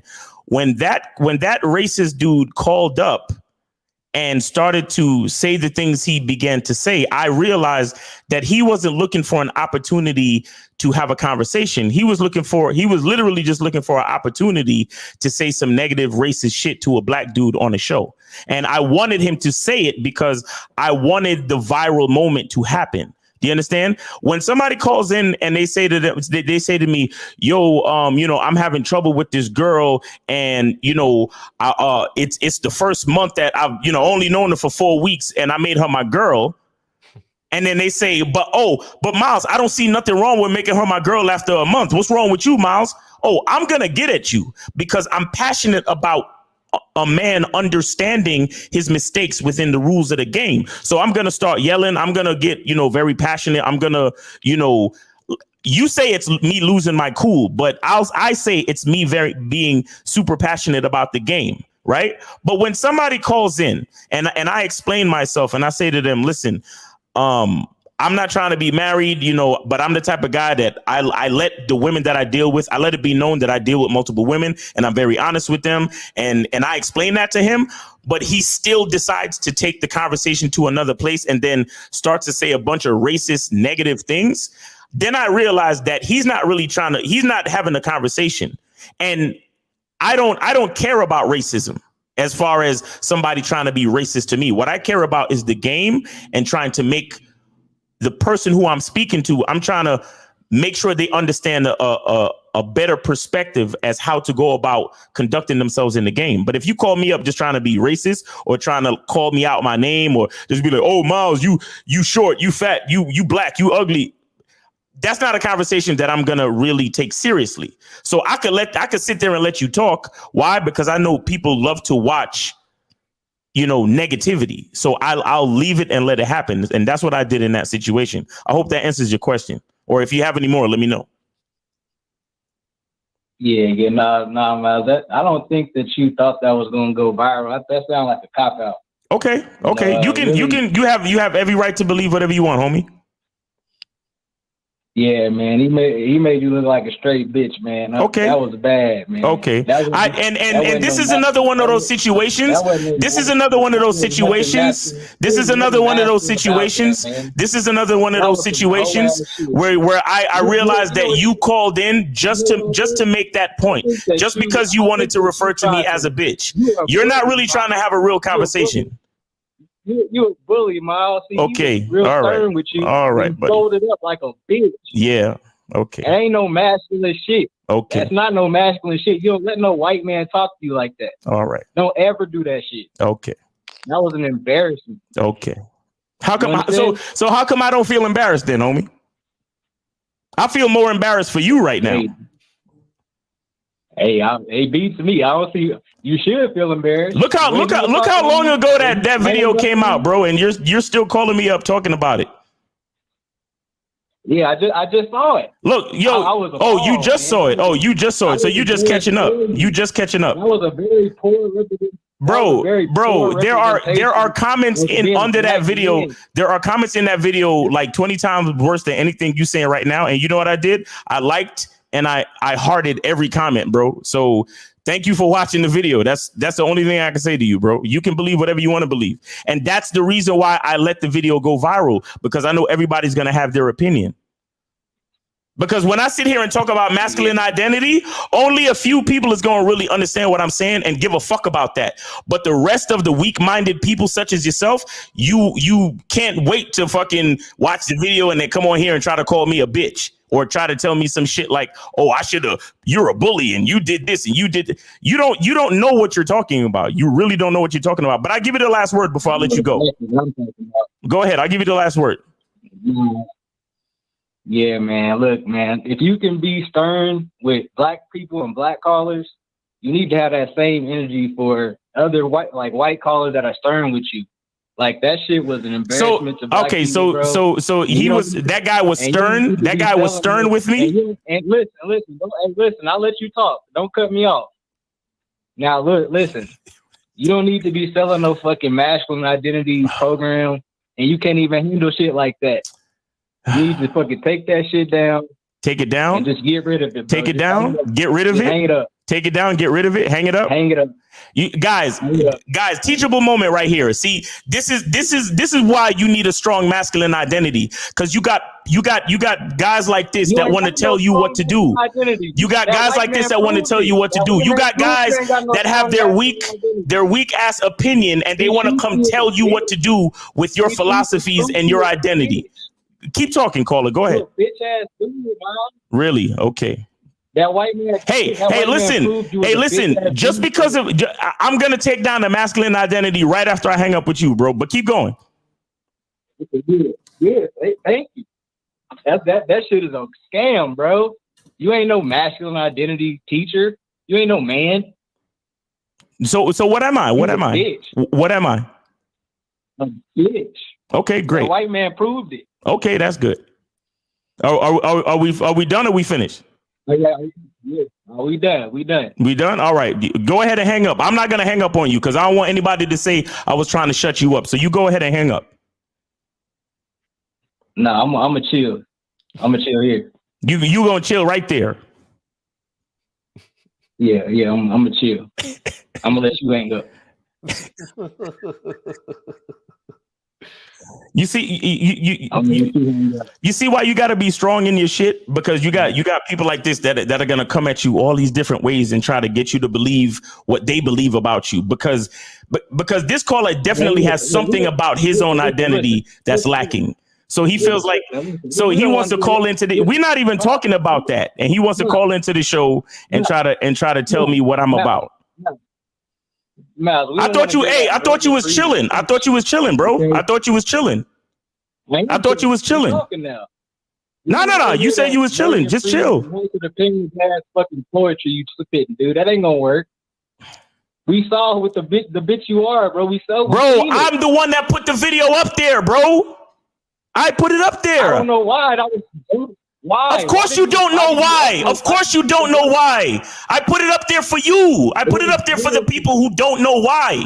I put it up there for the people like you who don't understand nothing about life. I put it up there for the weak-minded individuals just like you, bro. That's who I put it up for, because you're entertained by negativity. That white man proved how weak-minded you are. Hold on one second. I got another caller. Hold on. Stay right there. Hold on. 973. You're on with Miles and Cam. Let's get your name, age, and city. Yeah, this is Brandon from Florida, Tampa, Florida. How old are you? How old are you? 26. I'm 26. Oh, you 26. Oh, come on. See, now, homie hung up. Homie, why'd you hang up? I didn't see. He hung up. Let the record show that he hung up. I didn't hang up on him. No, let him do his thing, because right now he don't know his own identity. He's disrespecting everybody else. He wants the attention. This is the whole reason why I called, man. I wanted you to get off the phone with this dude, because you got more important things to talk about. That's what I'm saying. Arguing with this bitch. No, but I wanted you to talk to him. That's why I didn't want him to hang up, because I wanted you. I wanted to see what you had to say to him.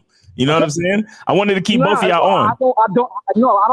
Listen. I don't associate myself with people who don't know or have an idea of who they are. Facts. It's just a waste of time. I'd rather listen to you speak facts than talk to him or try to level with him. Facts. You know what I'm saying? This is the whole reason why I called. I wanted that motherfucker to go. So now that he's gone, get back to the show. All right. Appreciate you, bro. Thank you, Brandon. Appreciate you. Man, yeah. All right. Yeah, man. Miles, you know, what's really funny is that this guy was like trying to speak for you. He's like, see, the white man did this and white man did that. Do you see Miles acting insecure on this throughout this live stream? The whole time we're talking bars on game. Facts. And masculine identity. Do you see like this guy is, I always tell, I had this one time I was out in Arizona, and there was this one potential client of mine who is not able to afford me at the moment, but it's totally cool. I just help him out from time to time when I see him in person at a bar.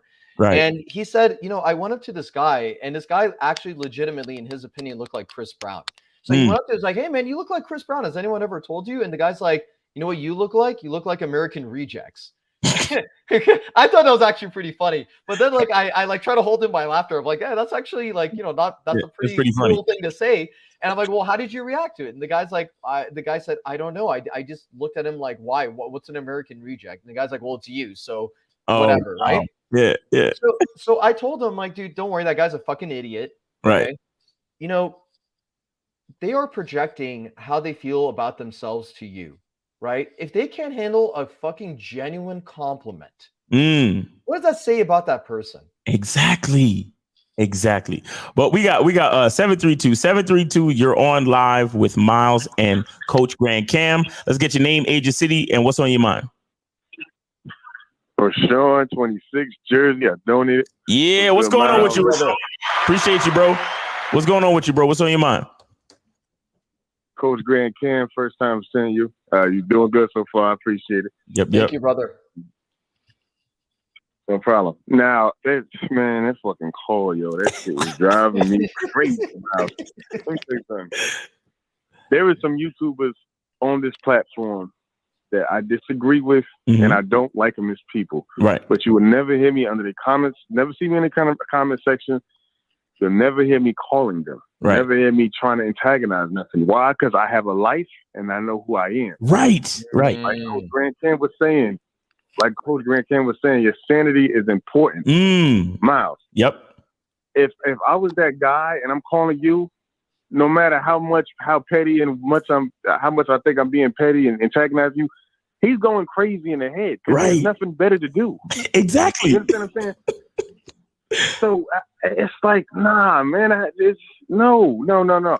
He didn't want to get off the phone. So I'm like, yo, what's going on? But I know what's going on, Miles. Mm-hmm. Because it's like, he's like, nah, man, Miles not down enough. I got to make him feel bad because I need to stoop.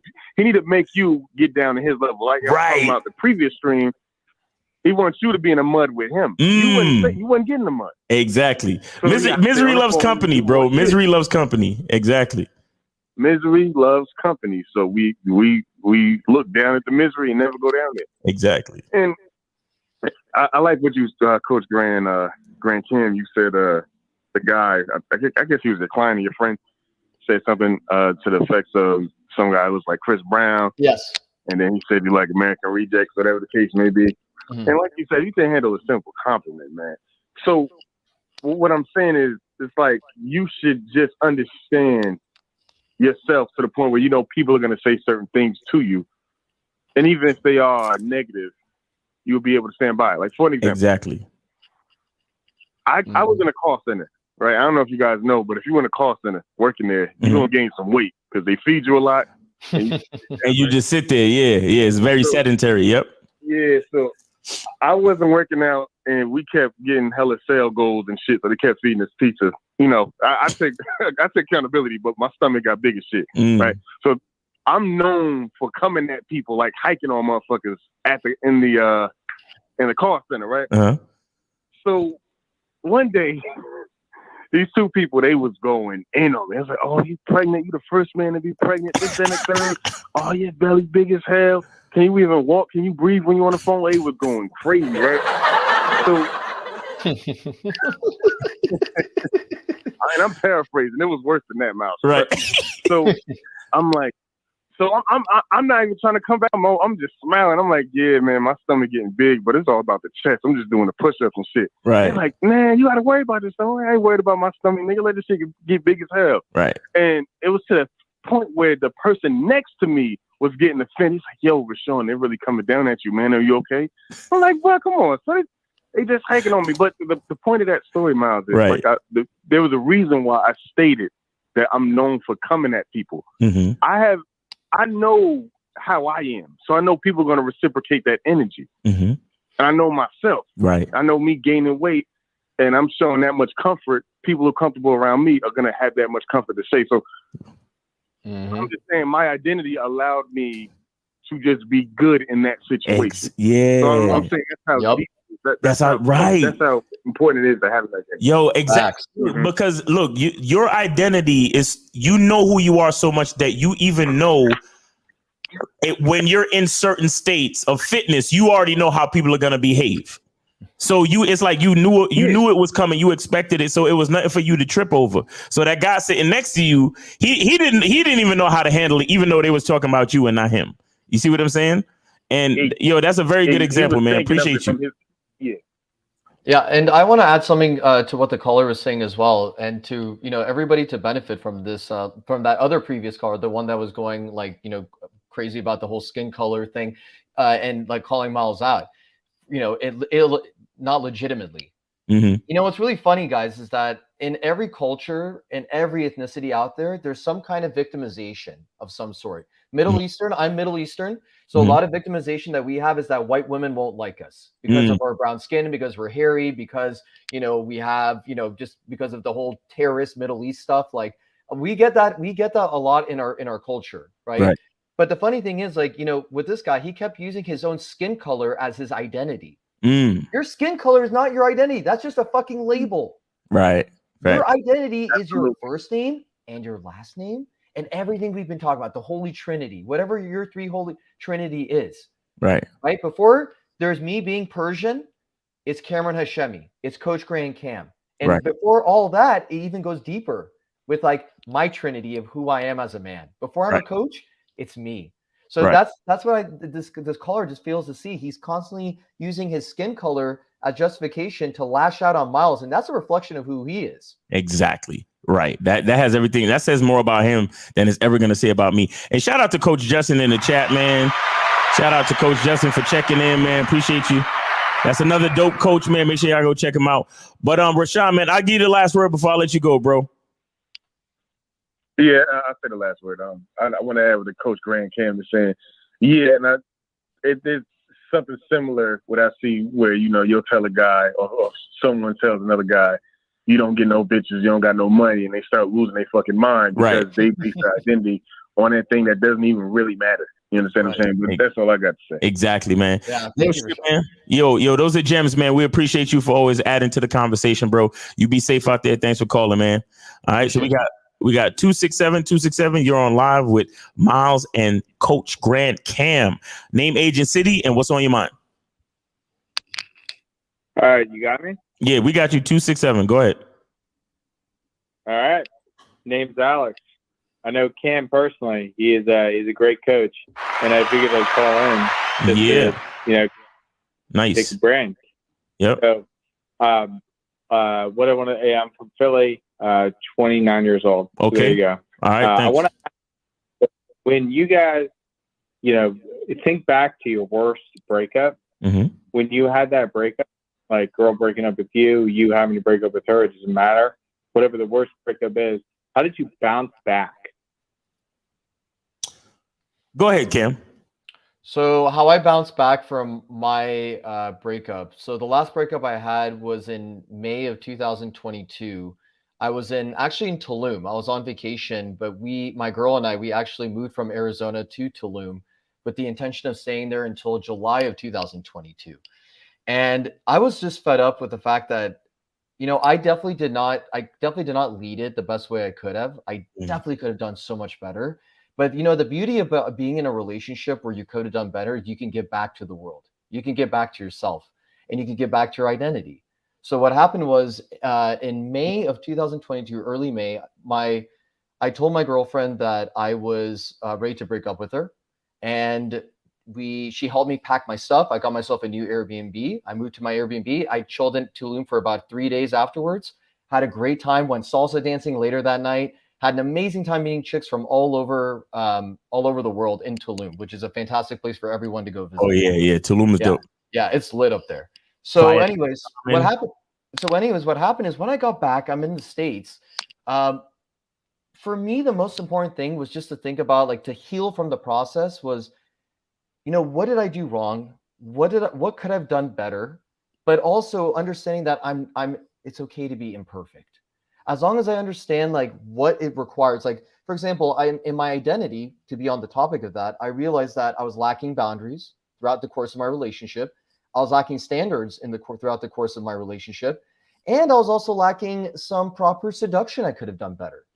So because those three things were missing, and I never really gave my ex-girlfriend roles and responsibilities as I should have in the beginning, that made me realize, you know what, Cameron, you have come through so many breakthroughs now because you realize you were lacking in those things. Now it's time to start creating them. Exactly. So then I start applying them with all the single women that I was meeting. And for me, I'm a very extroverted social guy. I don't allow any kind of hardship, whether it's financial or a breakup of any sort, or even if I had a disagreement with my family or some kind of friend, I don't allow it to disrupt me, because my peace and happiness, preserving that is the most important thing. Facts. And that's what I do. I just keep myself peaceful and happy through my maintenance of that. Facts. And as for me, go ahead, caller. Yeah, Miles, before you hop in there, I just want to know, was it a mutual breakup? Did you break up with her, or did she break up with you? Yeah, great question. So what happened was when we were actually in Puerto Vallarta for about a couple of days for a wedding before the breakup in Tulum. And what happened was she said, she that night before we traveled to Tulum, she said, Cameron, we had some arguments throughout the course of our relationship while we were in Arizona, but fast forward to Puerto Vallarta, when we were there, she said, Cameron, I'm exhausted. I'm like, can you elaborate? What do you mean by that? She's like, you exhaust me.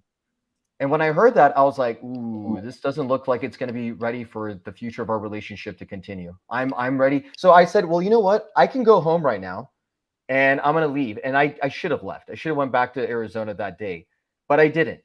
And I decided to help her out because she had her dog with her and she had all her luggage. And there's this like people pleasing mentality that I had, that I should feel almost inclined to help her move her stuff to Tulum because she was in Mexico. She's by herself. She's an attractive woman. I didn't want anything bad to happen to her. So my job is done. I dropped her off in Tulum. Her dog is with her. And I thought about her comment about the exhaustion thing. And then that triggered me to say, you know what? I'm ready to move on because I don't want a girl to ever tell me that you exhaust me, because that means I didn't do either. We were not compatible, or I didn't do my job well enough as a masculine man who's in his identity, leading her very well. It was 7 months of our relationship. We had plenty of time together. It's time to move on to something bigger and better. Facts. All right, caller, you got that? So you're saying that you broke up with her then and headed back? That's correct, caller. Okay. I appreciate that. That's a really good story, and it's good to understand. What about you, Miles? With me, my worst breakup. I'm trying to think. My worst breakup. You know what? It's crazy because I was just lucky enough to always have a stake in my identity, and so most of my breakups have always happened as a result of a woman not, like, she's showing me blatantly that she is not fully invested in my identity and the things that I'm trying to do. And so how I dealt with it was that I embraced the disappointment, but it was all right. I'll say this. Whenever I'm in a place of disappointment, I like to slow down. Like whenever I'm disappointed, I like to slow down. And what I mean by that is I like to slowly embrace the feeling, embrace the disappointment, embrace the frustration. And I like to, like Cam said, use that time to kind of dissect the lessons. You understand? And try my best to understand how the lessons are going to make me better for the future. Because the fact that I'm not dead yet allows me to be grateful for the current situation that I'm in. The fact that you're not dead yet tells you that you're still winning. Right. Yeah, exactly. The fact that, like, both of you caller, have you seen The Matrix Reloaded? I have, but I don't remember that one specifically. Okay. All right. Well, there was a scene in the movie where they had to go find the key maker, right? And the Oracle told Trinity, Neo, and Morpheus to go to talk to the Merovingian and try to get to the key maker. They went to go talk to the key maker, and the Merovingian basically threatened them and said, "You know what? You come to me without purpose." Basically, he told them to get the fuck out of my face and don't come back until you have the eyes of the Oracle. So basically, he told them to fuck off because ain't nobody gonna kill the Oracle just for the Merovingian. So they got back in the elevator, and Neo said, Neo didn't understand because the Oracle told him to do something and it didn't happen. And Neo was like, or was it Trinity? One of them said to Morpheus, did we do everything we were supposed to do? Did that go as it was supposed to go? And then Morpheus said, yes, everything happened exactly as it was supposed to happen. And then Neo looked at him and said, how do you know? And Morpheus said, we are still alive. You understand? Mm-hmm. Because the Merovingian is a bad motherfucker. If he wants you dead, you'll be dead. You understand? And when the only time that is over is when you die. So if you're still alive, that means there's something to be thankful for. Because if you're alive, then the one main thing to be thankful for is the fact that you still have life coursing through your fucking veins. So that's one major huge thing to be thankful for. Then after that, you can say to yourself, okay, I'm dealing with a breakup, and yes, it's disappointing and I'm gonna miss her. But hey, why don't I be grateful for all the good times? Why don't I be grateful for the memories? Why don't I be grateful for the fact that now I can I have a newfound freedom because she's not my responsibility anymore. So now I can start to look to new experiences, and I could also start to look to learn from the lessons. Like Cam said, he realized that there was things that he wasn't doing in the relationship that he should have been doing. So now it's time for you to take those lessons and improve yourself. So now you can do better the next time around. So when I like, even today, I was at the fucking DMV and they were just about to process my papers, and the computers went down. Oh, geez. The computers went down statewide. Now imagine. I went to the fucking the place opens at 7. I got there at 6 and it was freezing this morning. Freezing. So I sat in the cold for an hour just so I could get inside the place for the fucking computers to go down. So I had to literally sit there for an extra 30 minutes. And what did I do? I slowed down because I was gonna get very fucking pissed, but I slowed down. I took my phone out and I started listening to Dr. Miles Monroe. I started listening to some inspirational shit from Dr. Miles Monroe, and I actually had a good time. And the lady behind the desk was so impressed with my patience. She gave me a Kit Kat bar, and she's like, "Here, take this for your patients." And hey, I didn't take a break. Yeah, I didn't, exactly right. Take a break. And I didn't even eat the shit because I don't even eat shit like that. You know what I'm saying? But at the same time, because I slowed everything down and I didn't lose my patience and my temper or whatever, it was a good exchange. And as soon as the computers came back up, which was like 45 fucking minutes later, she processed my stuff and everything went smoothly after that. You understand what I'm saying? So the thing is that, look, if you're still alive, bro, you're still winning. Just like you said, when you're still alive, you're still winning. So slow down and give yourself time to look at what's still working for you. You understand? Because look, everybody's in our life only for a season. All relationships are going to end, whether you break up, whether the person dies, or whether you die. All relationships are going to end. So the ending of a relationship is nothing to be like so, afraid or so that disappointed about. You understand? It's not. Everything is for a season, bro. Everything is for a season. So look back at the relationship and be grateful for the experiences. Be grateful for the fact that, I was with this girl for months, and I remember we had some great sex. We went to a couple of great restaurants. We had some good memories, and take from the lessons and move forward. You know what I'm saying? That's what you got to do. I like that. I love that. Think the best, and then think how you can transfer that and see what the best is going to be next. I'm telling you, every relationship that you're in is a classroom. You understand? Every relationship that you're in is a classroom. And the semesters, for all of them, the semester is going to be over at one point. So if you're still alive, that means you got lessons from that classroom to take to the next classroom. You see what I'm saying? I do. It's very wise. You guys gave both very, very wise things to say on this. That's fantastic. Yeah, man. Appreciate you for the question, man, to inspire the wiseness in us, man. Appreciate you. Thank you. Appreciate that. Absolutely. You guys have a good one. All right, take it easy, man. Be safe. All right, so we got 240. You're on live with Miles and Coach Grand Cam. What's up? What's up, nephew? What's up, Unc? Grand Cam, glad to meet you. Nice to meet you too. Coach Grand Cam, this is Uncle 50 Fitzwell. Uncle 50 Fitzwell, this is Coach Grand Cam. Pleasure. This is okay. 50, if you don't know, 50 Fitzwell is our resident OG. You know what I'm saying? Okay, cool. Yeah, he's like the elder in the in the chat, but he's still a young dude. He's still young and hip. But I like that. I'll be 62 next month. So. Yeah. Hell yeah. You still got that young energy within you, brother. And it still works. It still works. Yeah. What's going on with you, Uncle? What's on your mind, man? Well, all right. A couple of things. First of all, Miles, for you and that DMV thing, and for anybody listening, bureaucracy, when you have to go to services, go after 1:30 in the afternoon. Here's the reason why. Okay. They have to hurry up. People got kids to pick up, shit to do, dicks to suck.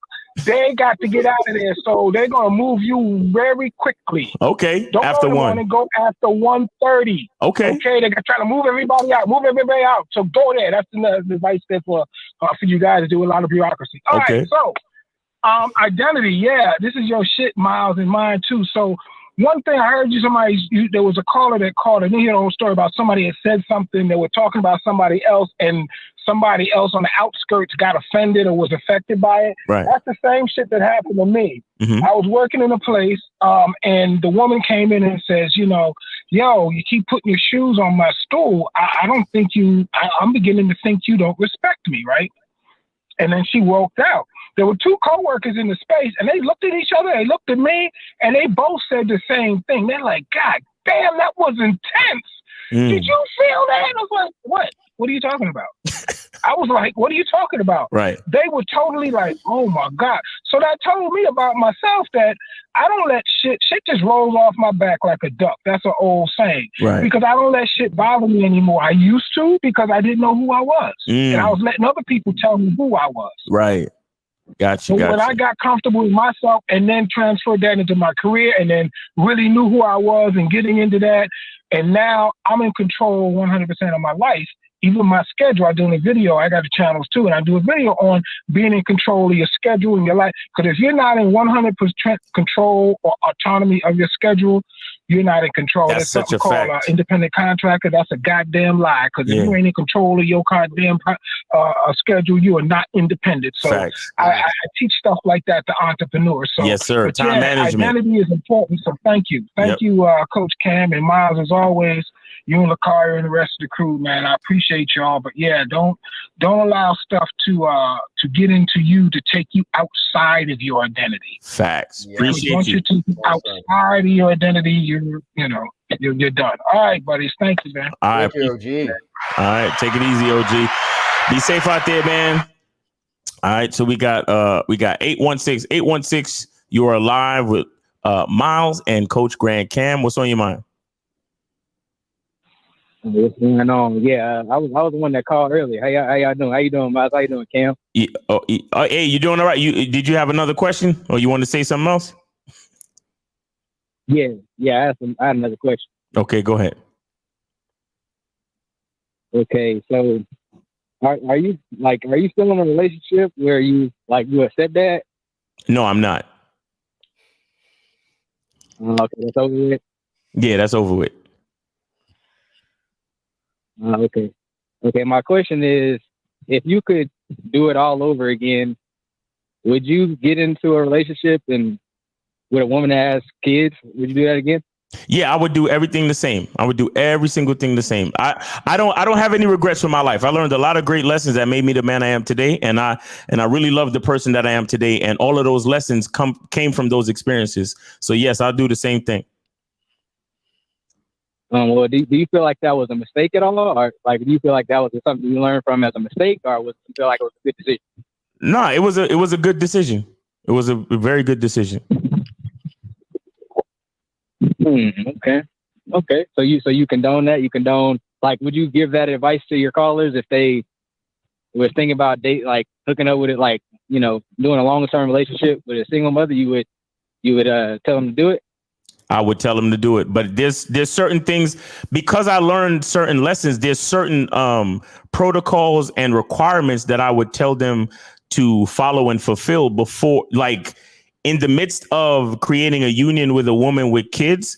There's certain protocols that you have to follow in order to do it in the most efficient way. So I would give them that game. I wouldn't just tell them, oh yeah, just get with any old single mother with 3 kids. It's not as simple as that, but I would definitely give them the game and let them know that there's certain things that they need to do, and there's certain policies that they need to put in place, and there's certain levels of the vetting process that they need to make sure they fulfill before they actually move forward.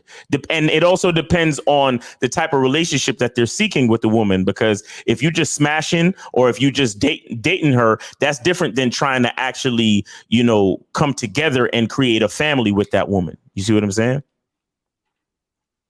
Yeah, I feel that. Mm-hmm. But don't you think like, okay, you said you're supposed to have the abundance mindset, right? It's many people, many women on the planet. So, like, you don't think it'll be better advice to say, you know what? I'm speaking specifically for a man that does not have any kids. You don't think it would be better advice to say, you know what? You don't have kids. There's a big world, abundance. Find a woman that you can deal with that doesn't have any kids. That's better. I can't tell that man what he wants. I can't tell him what to want. If he wants that woman, then he wants that woman. And if it makes sense to him, then it makes sense to him. I would, like I said, I would just give him the rules of the game to help him do it in the most effective way possible. But I can't tell that man what he wants, and I can't tell him who to love neither.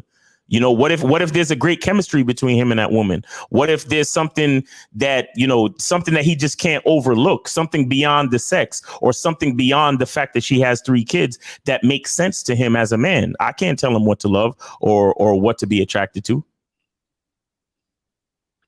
Yeah, but what about the abundance mindset? It's like, okay, yeah, you like this woman. You do like this woman, but there's many other women on the planet. You could find another woman that you like as well that doesn't have kids. Miles, can I interject here? Go ahead. Okay, so caller, abundance is we all know what abundance means by definition, but everyone has their own definition of abundance in terms of how they want to apply it in their real life, right? I have I have clients that all come to me with different kinds of interests. Like, I have one client, for example, who wants to get married in a few years. I have one client who is trying to sleep with as many girls as possible.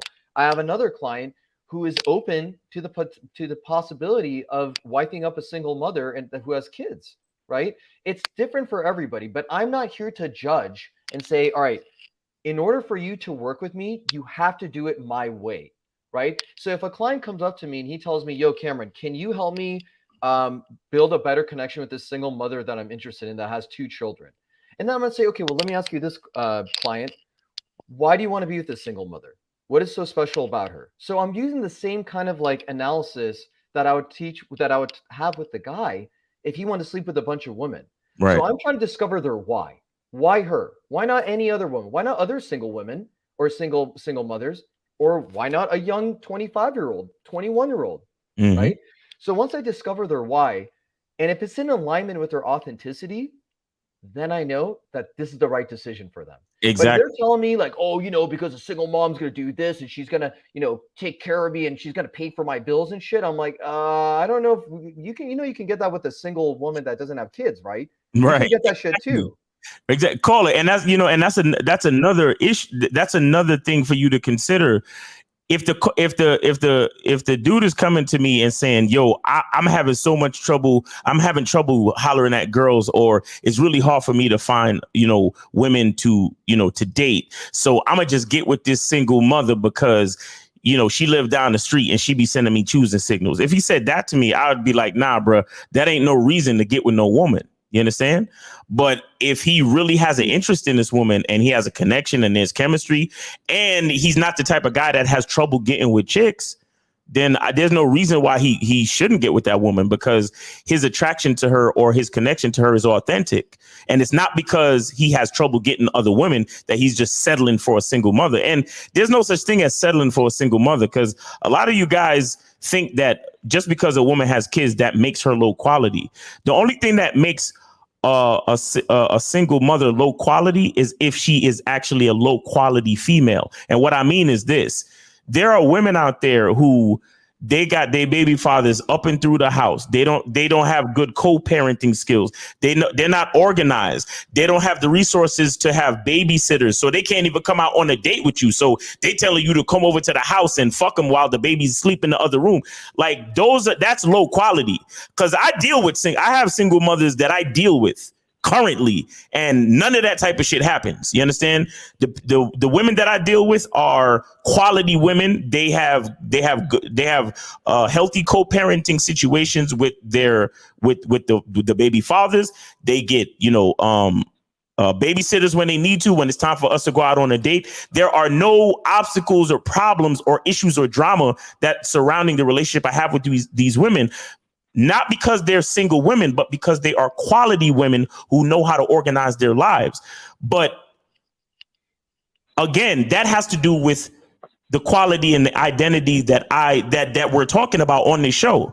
So if I know what I require from a woman, I'm not going to deal with a single mother who is disorganized and has a low quality life. I'm going to deal with a woman who has a quality life and a quality organized life, whether she has kids or not. You get what I'm saying? Yeah, I can feel that. I feel that. I do. I got a question for Cam. Cam, Yes, do sir. you have any kids? I do not have kids. You said what? I do not. Oh, okay. How old are you? 32. Oh, okay. So would you wife up a single mother? You know, personally, me, I would not wife up a single mother, but I would like to have 3 children, like to have a nice home, big mansion that can probably be about like a 5 to 6 bedroom home, enough bathrooms and all that, a nice backyard for all of them to play around in and stuff. But I date single mothers. Would I personally, to answer your question again, would I personally wife up a single mother? For me, my personal choice, and without judgment of those who do like to do it, I would not. Okay. So now why not?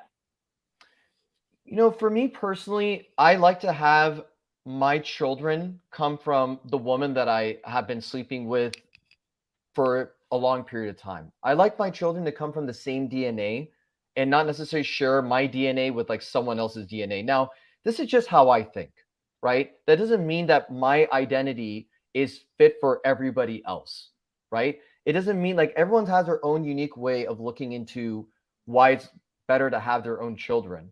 But for me personally, dude, like I like to just see my wife. I think this was the most beautiful thing, which answers your question even better with the whole DNA kind of comment I just made. When I see my wife holding our baby for the first time when it comes out, right? Mm-hmm. When I see it and I see her holding it, that is a special moment that fathers live to see. Right. Right? I want to be there. I want to see her go through that, right? I want to help her throughout the whole pregnancy process, right? And you know what's really funny also, caller, is that I grew up giving back to my community a lot. I grew up in a well-to-do family. Like we grew up with some money, but I still went out and did a lot of community service because this is why I'm a coach also. I love community service. I love to help guys, and you know, this is all free right now. We're helping you guys out, right?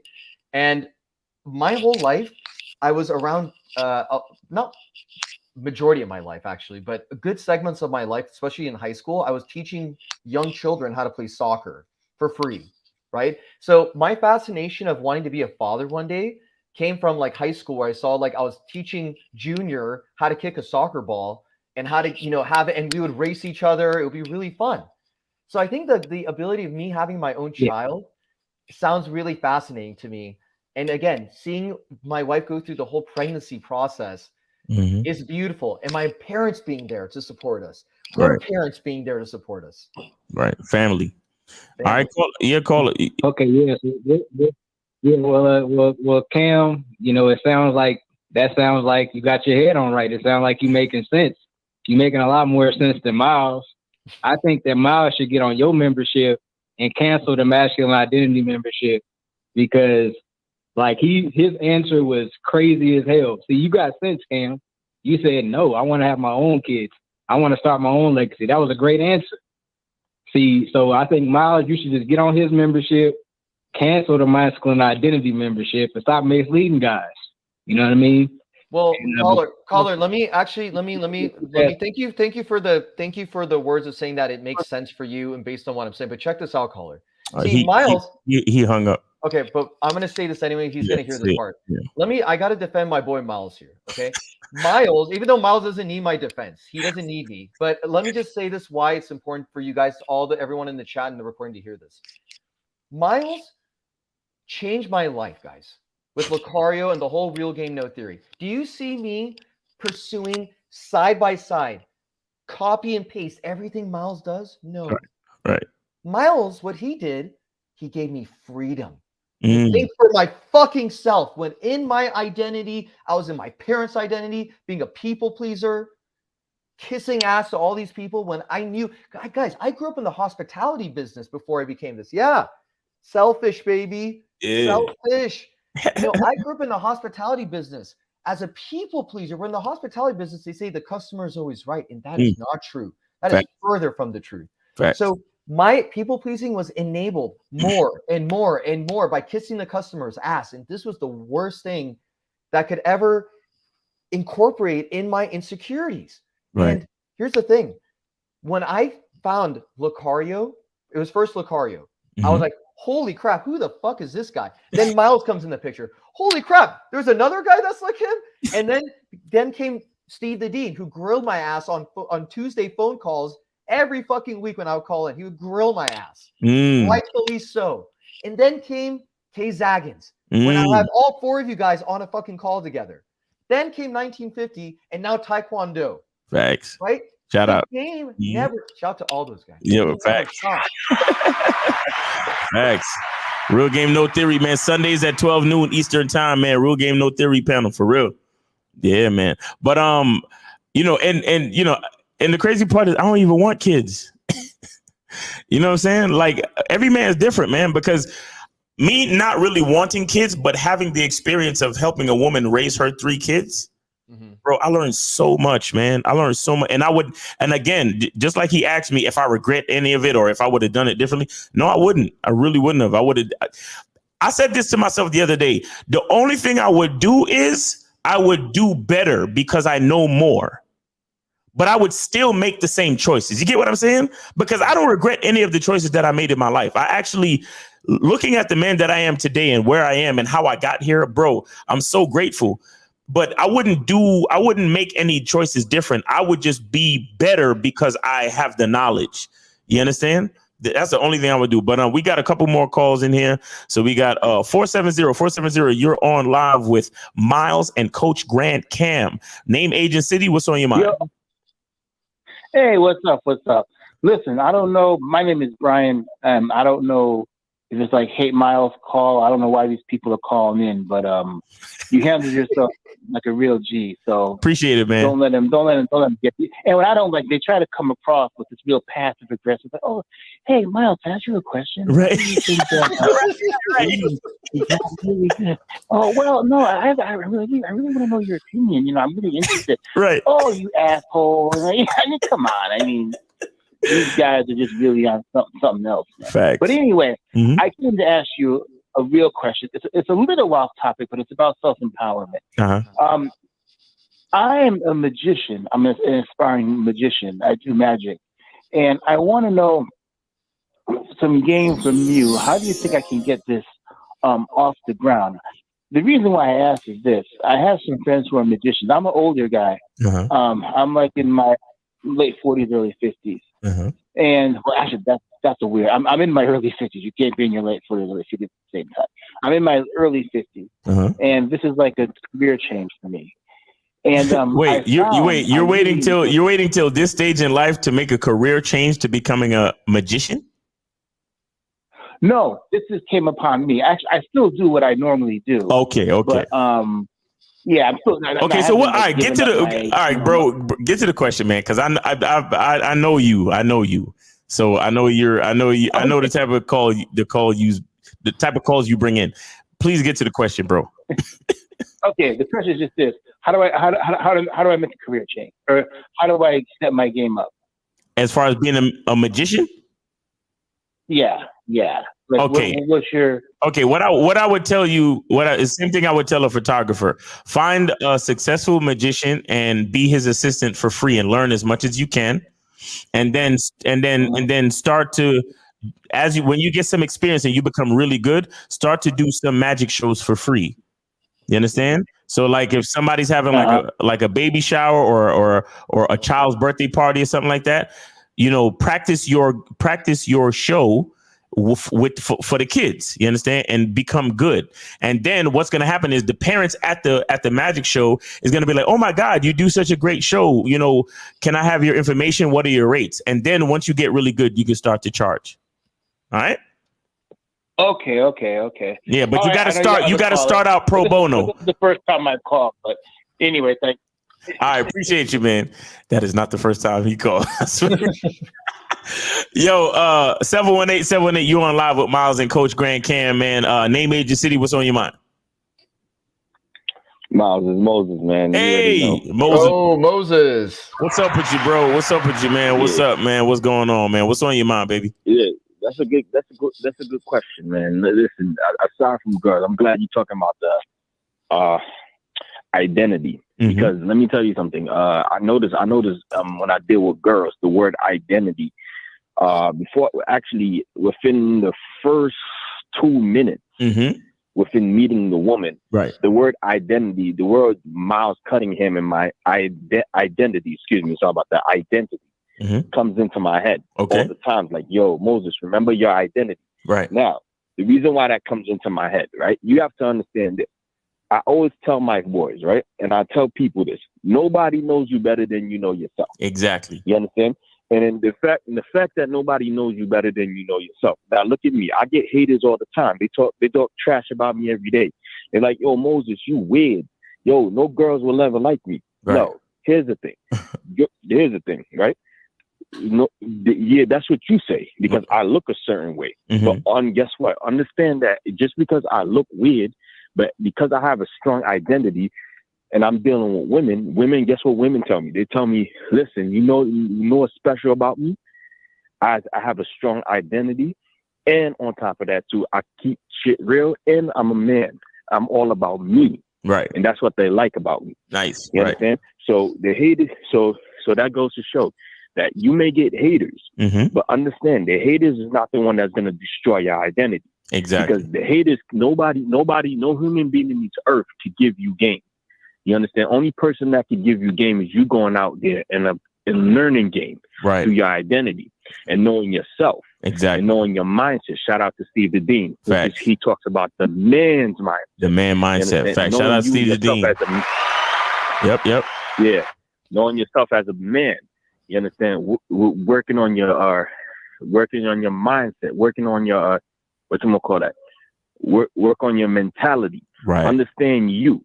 That's what makes you attractive when you know yourself. Facts. Because once again, nobody knows you better than you know yourself. Facts. And not even your parents, not even your family. Exactly. Not even your friends. Yep, that's a knows fact. You better than knows you better than you know yourself. You want to know why? Because guess what? You may look a certain way, but understand they're not the ones in your brain.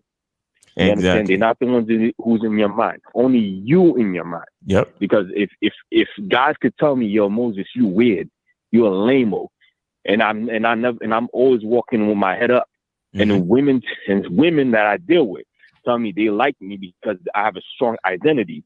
That tells me something, that my identity is strong. I never got that before. Right. But because I listened to the Real Game No Theory, that's what made the difference. Facts. So, thanks for taking my call. And the other guy, Ken, man, I'm glad to meet you, man. Thanks for taking my call.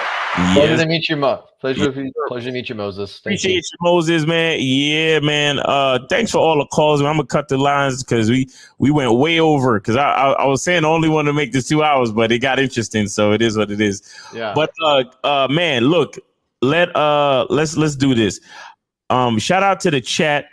Okay, shout out to all the callers, even the dude that kept asking all the disingenuous questions. Shout out to him too, because honestly, you need the haters just as much, man, because you need people to challenge you. Because I could sit here and talk about game all night, but the challenge is when you could still, educate somebody that doesn't even want to be educated. You see what I'm saying?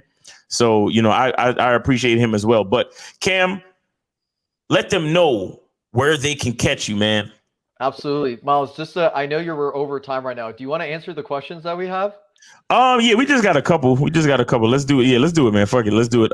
Brandon Webb says, why? No, he said, did we know who we were when we were little kids? Go ahead. I'll let you go first on that. All right. Thanks, Miles. Appreciate it. We're going to go over the questions. So thank you guys for asking the questions in the chat. Did I know who I was when I was a little kid? Absolutely not. I was clueless as fuck. But the thing was, I was still a very charismatic, happy, positive type person. But when it came to the insecurity moment, see, when the good times were rolling, I was fine.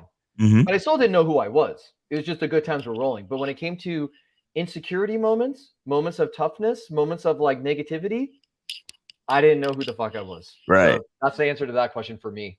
All right. Well, okay. So this is a funny question for me because I know you said when we were little kids, but I'm gonna tell you something. I honestly believe that when we're babies, we're actually geniuses. I believe that as beings, as brand new beings on the earth, I believe that the gray matter in our minds is a direct connection to the universe. And I believe that as babies, as brand newborn babies, we actually are in tune and we know absolutely everything.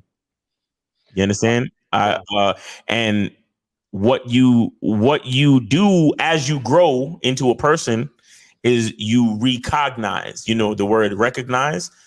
So the cognitive, which is the brain and understanding, you recognize, you relearn what you need to learn how to function in this reality.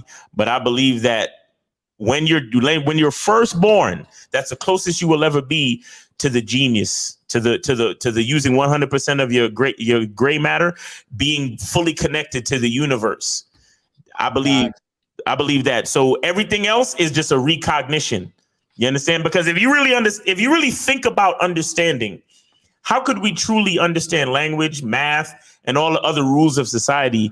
Mm-hmm. Like teaching is really just showing you something you've seen before, but in a different form. You understand? But what I'm talking about, like there have been books written on it and a whole bunch of shit. So go look that type of shit up. But recognition and the genius, the genius of an infant is a very deep subject, because a lot of understand that even the stuff we talked about today about how a lot of parents don't know how they parent their children out of fear. A lot of parents reduce your brain power. You know how they say you only use 10% of your brain? Mm-hmm. It's the parents who show you how to reduce your brain power to the 10%. Mm-hmm. And you know what's really funny also, Miles, is that I talk about this a lot with my clients. I tell them, the traumas that you develop are later in your life. So when you're born, you're at the purest form. The purest form of your human being, mankind, is when you're born. So what we're trying to do is bring the child back out of you. Exactly. That's what I mean. You see, you get it. You get it. But we're going to go to the other one. So Brandon Webb, he says, how would she know that? Do women know who they are? Oh, how would she know if women know who they are? Well, I'm going to say this. This is actually from the playbook of Miles and Lucario and the whole Real Game No Theory crew, which is we give meaning to these women. We give meaning to them. Like we bring them clarity. That's the part of the I am your liberator mindset that I apply for myself. But thanks to the foundation of what Miles and everybody gave me, I'm your liberator. I help them with their identity, because again, these women are so insecure. They are so afraid of judgment. And I'm like, baby girl, when you're in my presence, I'm going to liberate you from everything that you felt your entire life.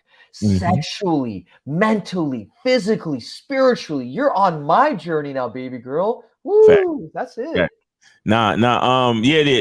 A woman is always seeking leadership. So ultimately, a woman knows who she is as much as she needs to function as a single, as a solitary or a single human being or an independent human being. But overall, a woman's identity is dictated by her ability to follow a man's lead, and then as well as, taking his seed and producing children. You understand? Because based on nature and God, a woman's number one role is to take a man's seed and to bring a human being into the world. And so ultimately that's like the biggest part of who she is. You understand? Now, shout out to the women out there who choose independence and are still productive members of society based on their own merit. There's nothing wrong with that. You understand? But when it comes to the natural order of things, a woman knows who she is because a man knows who he is. You understand? So that's how that goes. And then so we got the next one. It says, yo, Miles, how can I learn universal intergalactic game? You got to go back to being a newborn. Like I just said, man, I'm telling you. I'm telling you, you got to go back to being why do you think kids touch the stove? Because It's stupid to us because we're smart, right? But it's not smart. Is that we're indoctrinated in the reasonings of this existence. So we know the stove is hot, but a child wants to experience things. So the child is going to touch the stove, and the child is going to cry, and the child is going to do all these things. And we're going to be like, no, don't do that. Don't touch the stove, this, that, and the third. But what we're really doing is we're setting those limitations. Yeah. You see what I'm saying? And life is, and here's one thing I learned at a really beautiful seminar one time at this self-development event. They said, life is meaningless. And the first time I heard that, I was like offended a little bit. I'm like, what? Like, excuse me? Life is meaningless? Why did I come here today? Like, yeah, exactly. And then like somebody woke up and chose violence by saying that. I was like, what the hell?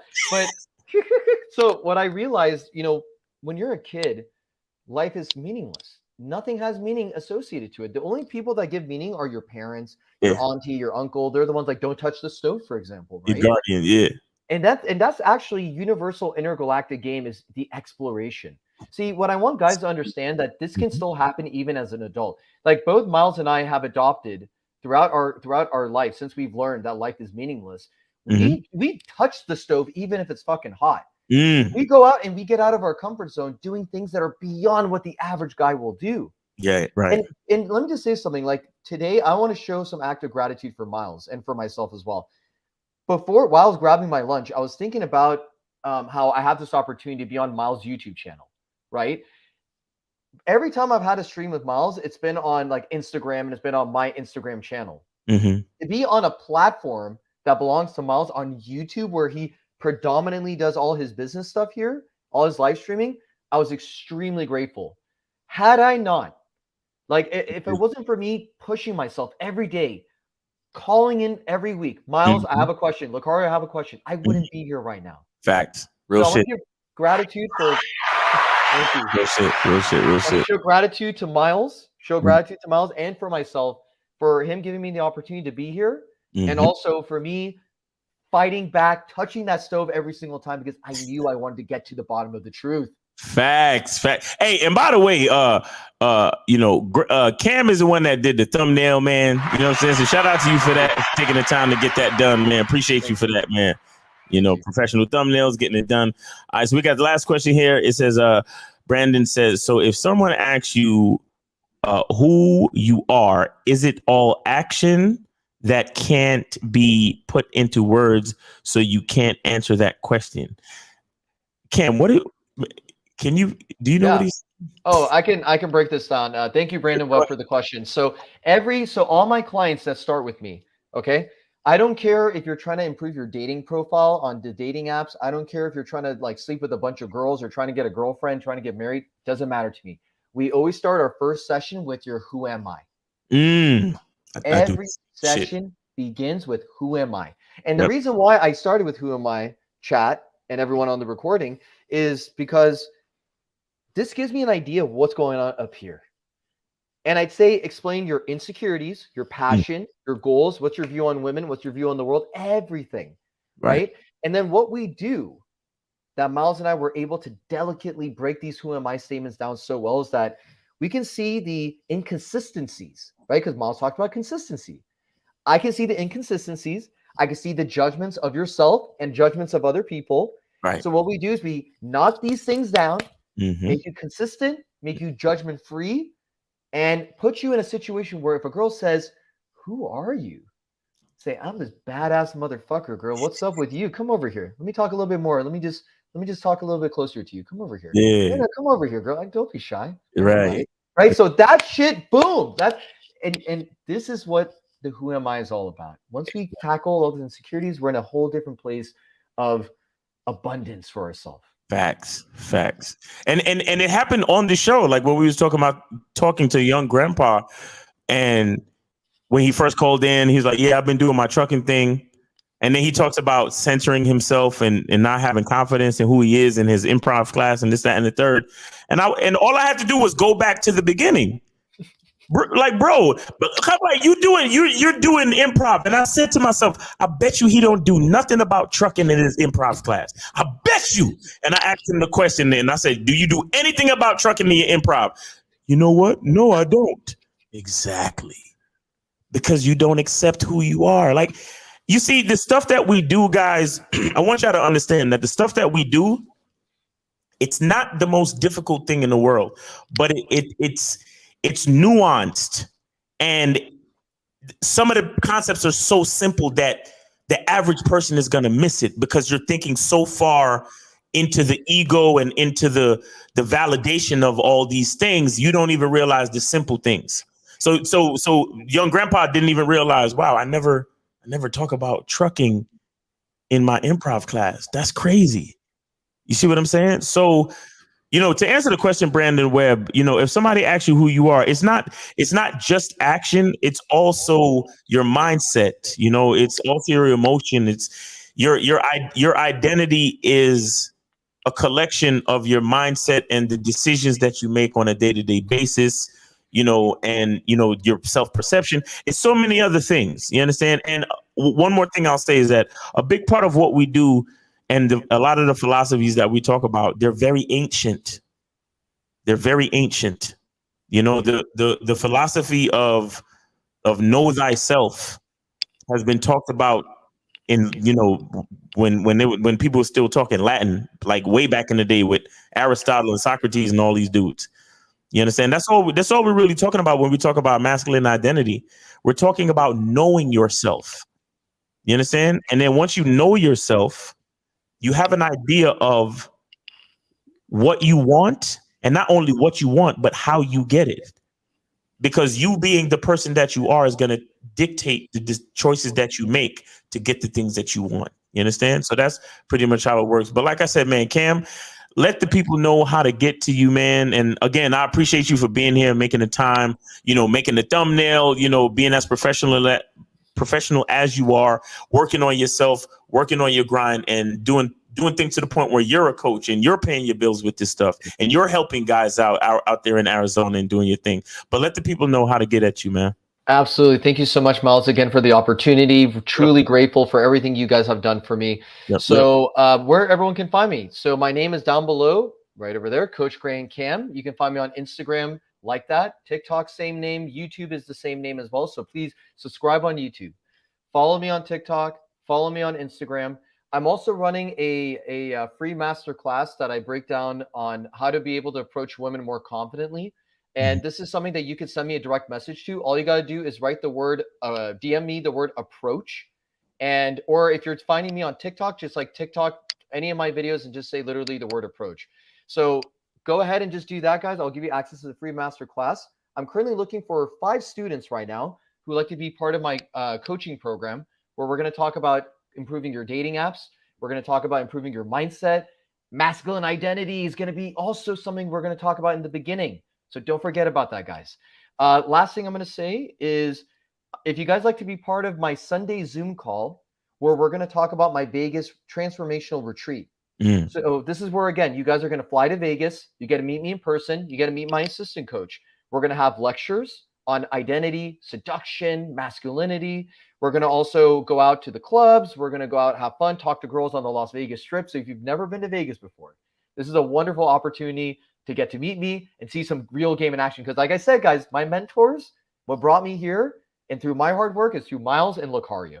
I'm a product of their success. Facts. And Vegas is, you want to talk to women, Vegas is the place. Vegas is, you want to talk about a social environment and choosing signals and all that type of shit. Oh my God.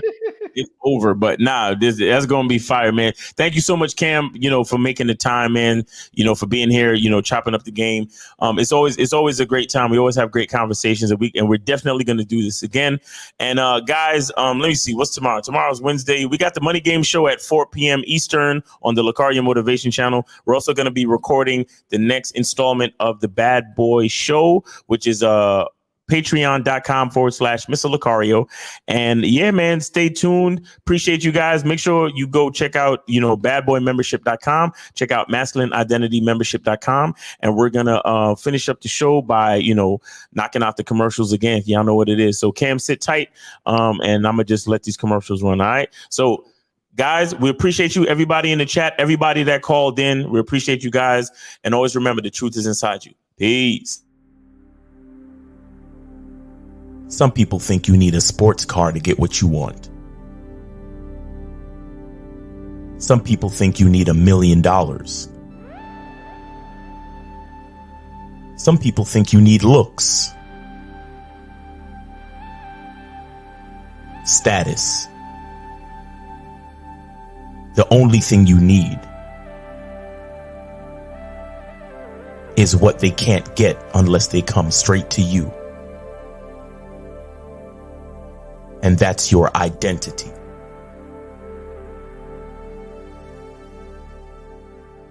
Join the Masculine Identity membership today.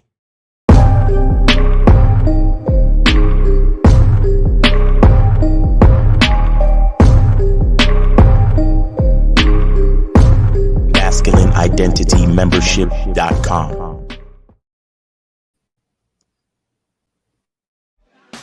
When it comes to being a man, it's about being that rock. It's about being stable. So first you're gonna have to find discipline within yourself. Do you have that type of discipline? Do you even have the heart to be ruthless? Women need leadership. It is in their nature to seek out leadership. You know, you can't do it 99 because all that's part of a man. You got to do it 100. Apparently, these women out here having sex with somebody. Apparently, they're getting pregnant with somebody. Shoot, somebody getting some. You should look at something like hypergamy and allow it to inspire you to always be evolving, getting better, expanding, developing. There are things you know, there are things you don't know. Then there are things you don't know you don't even know.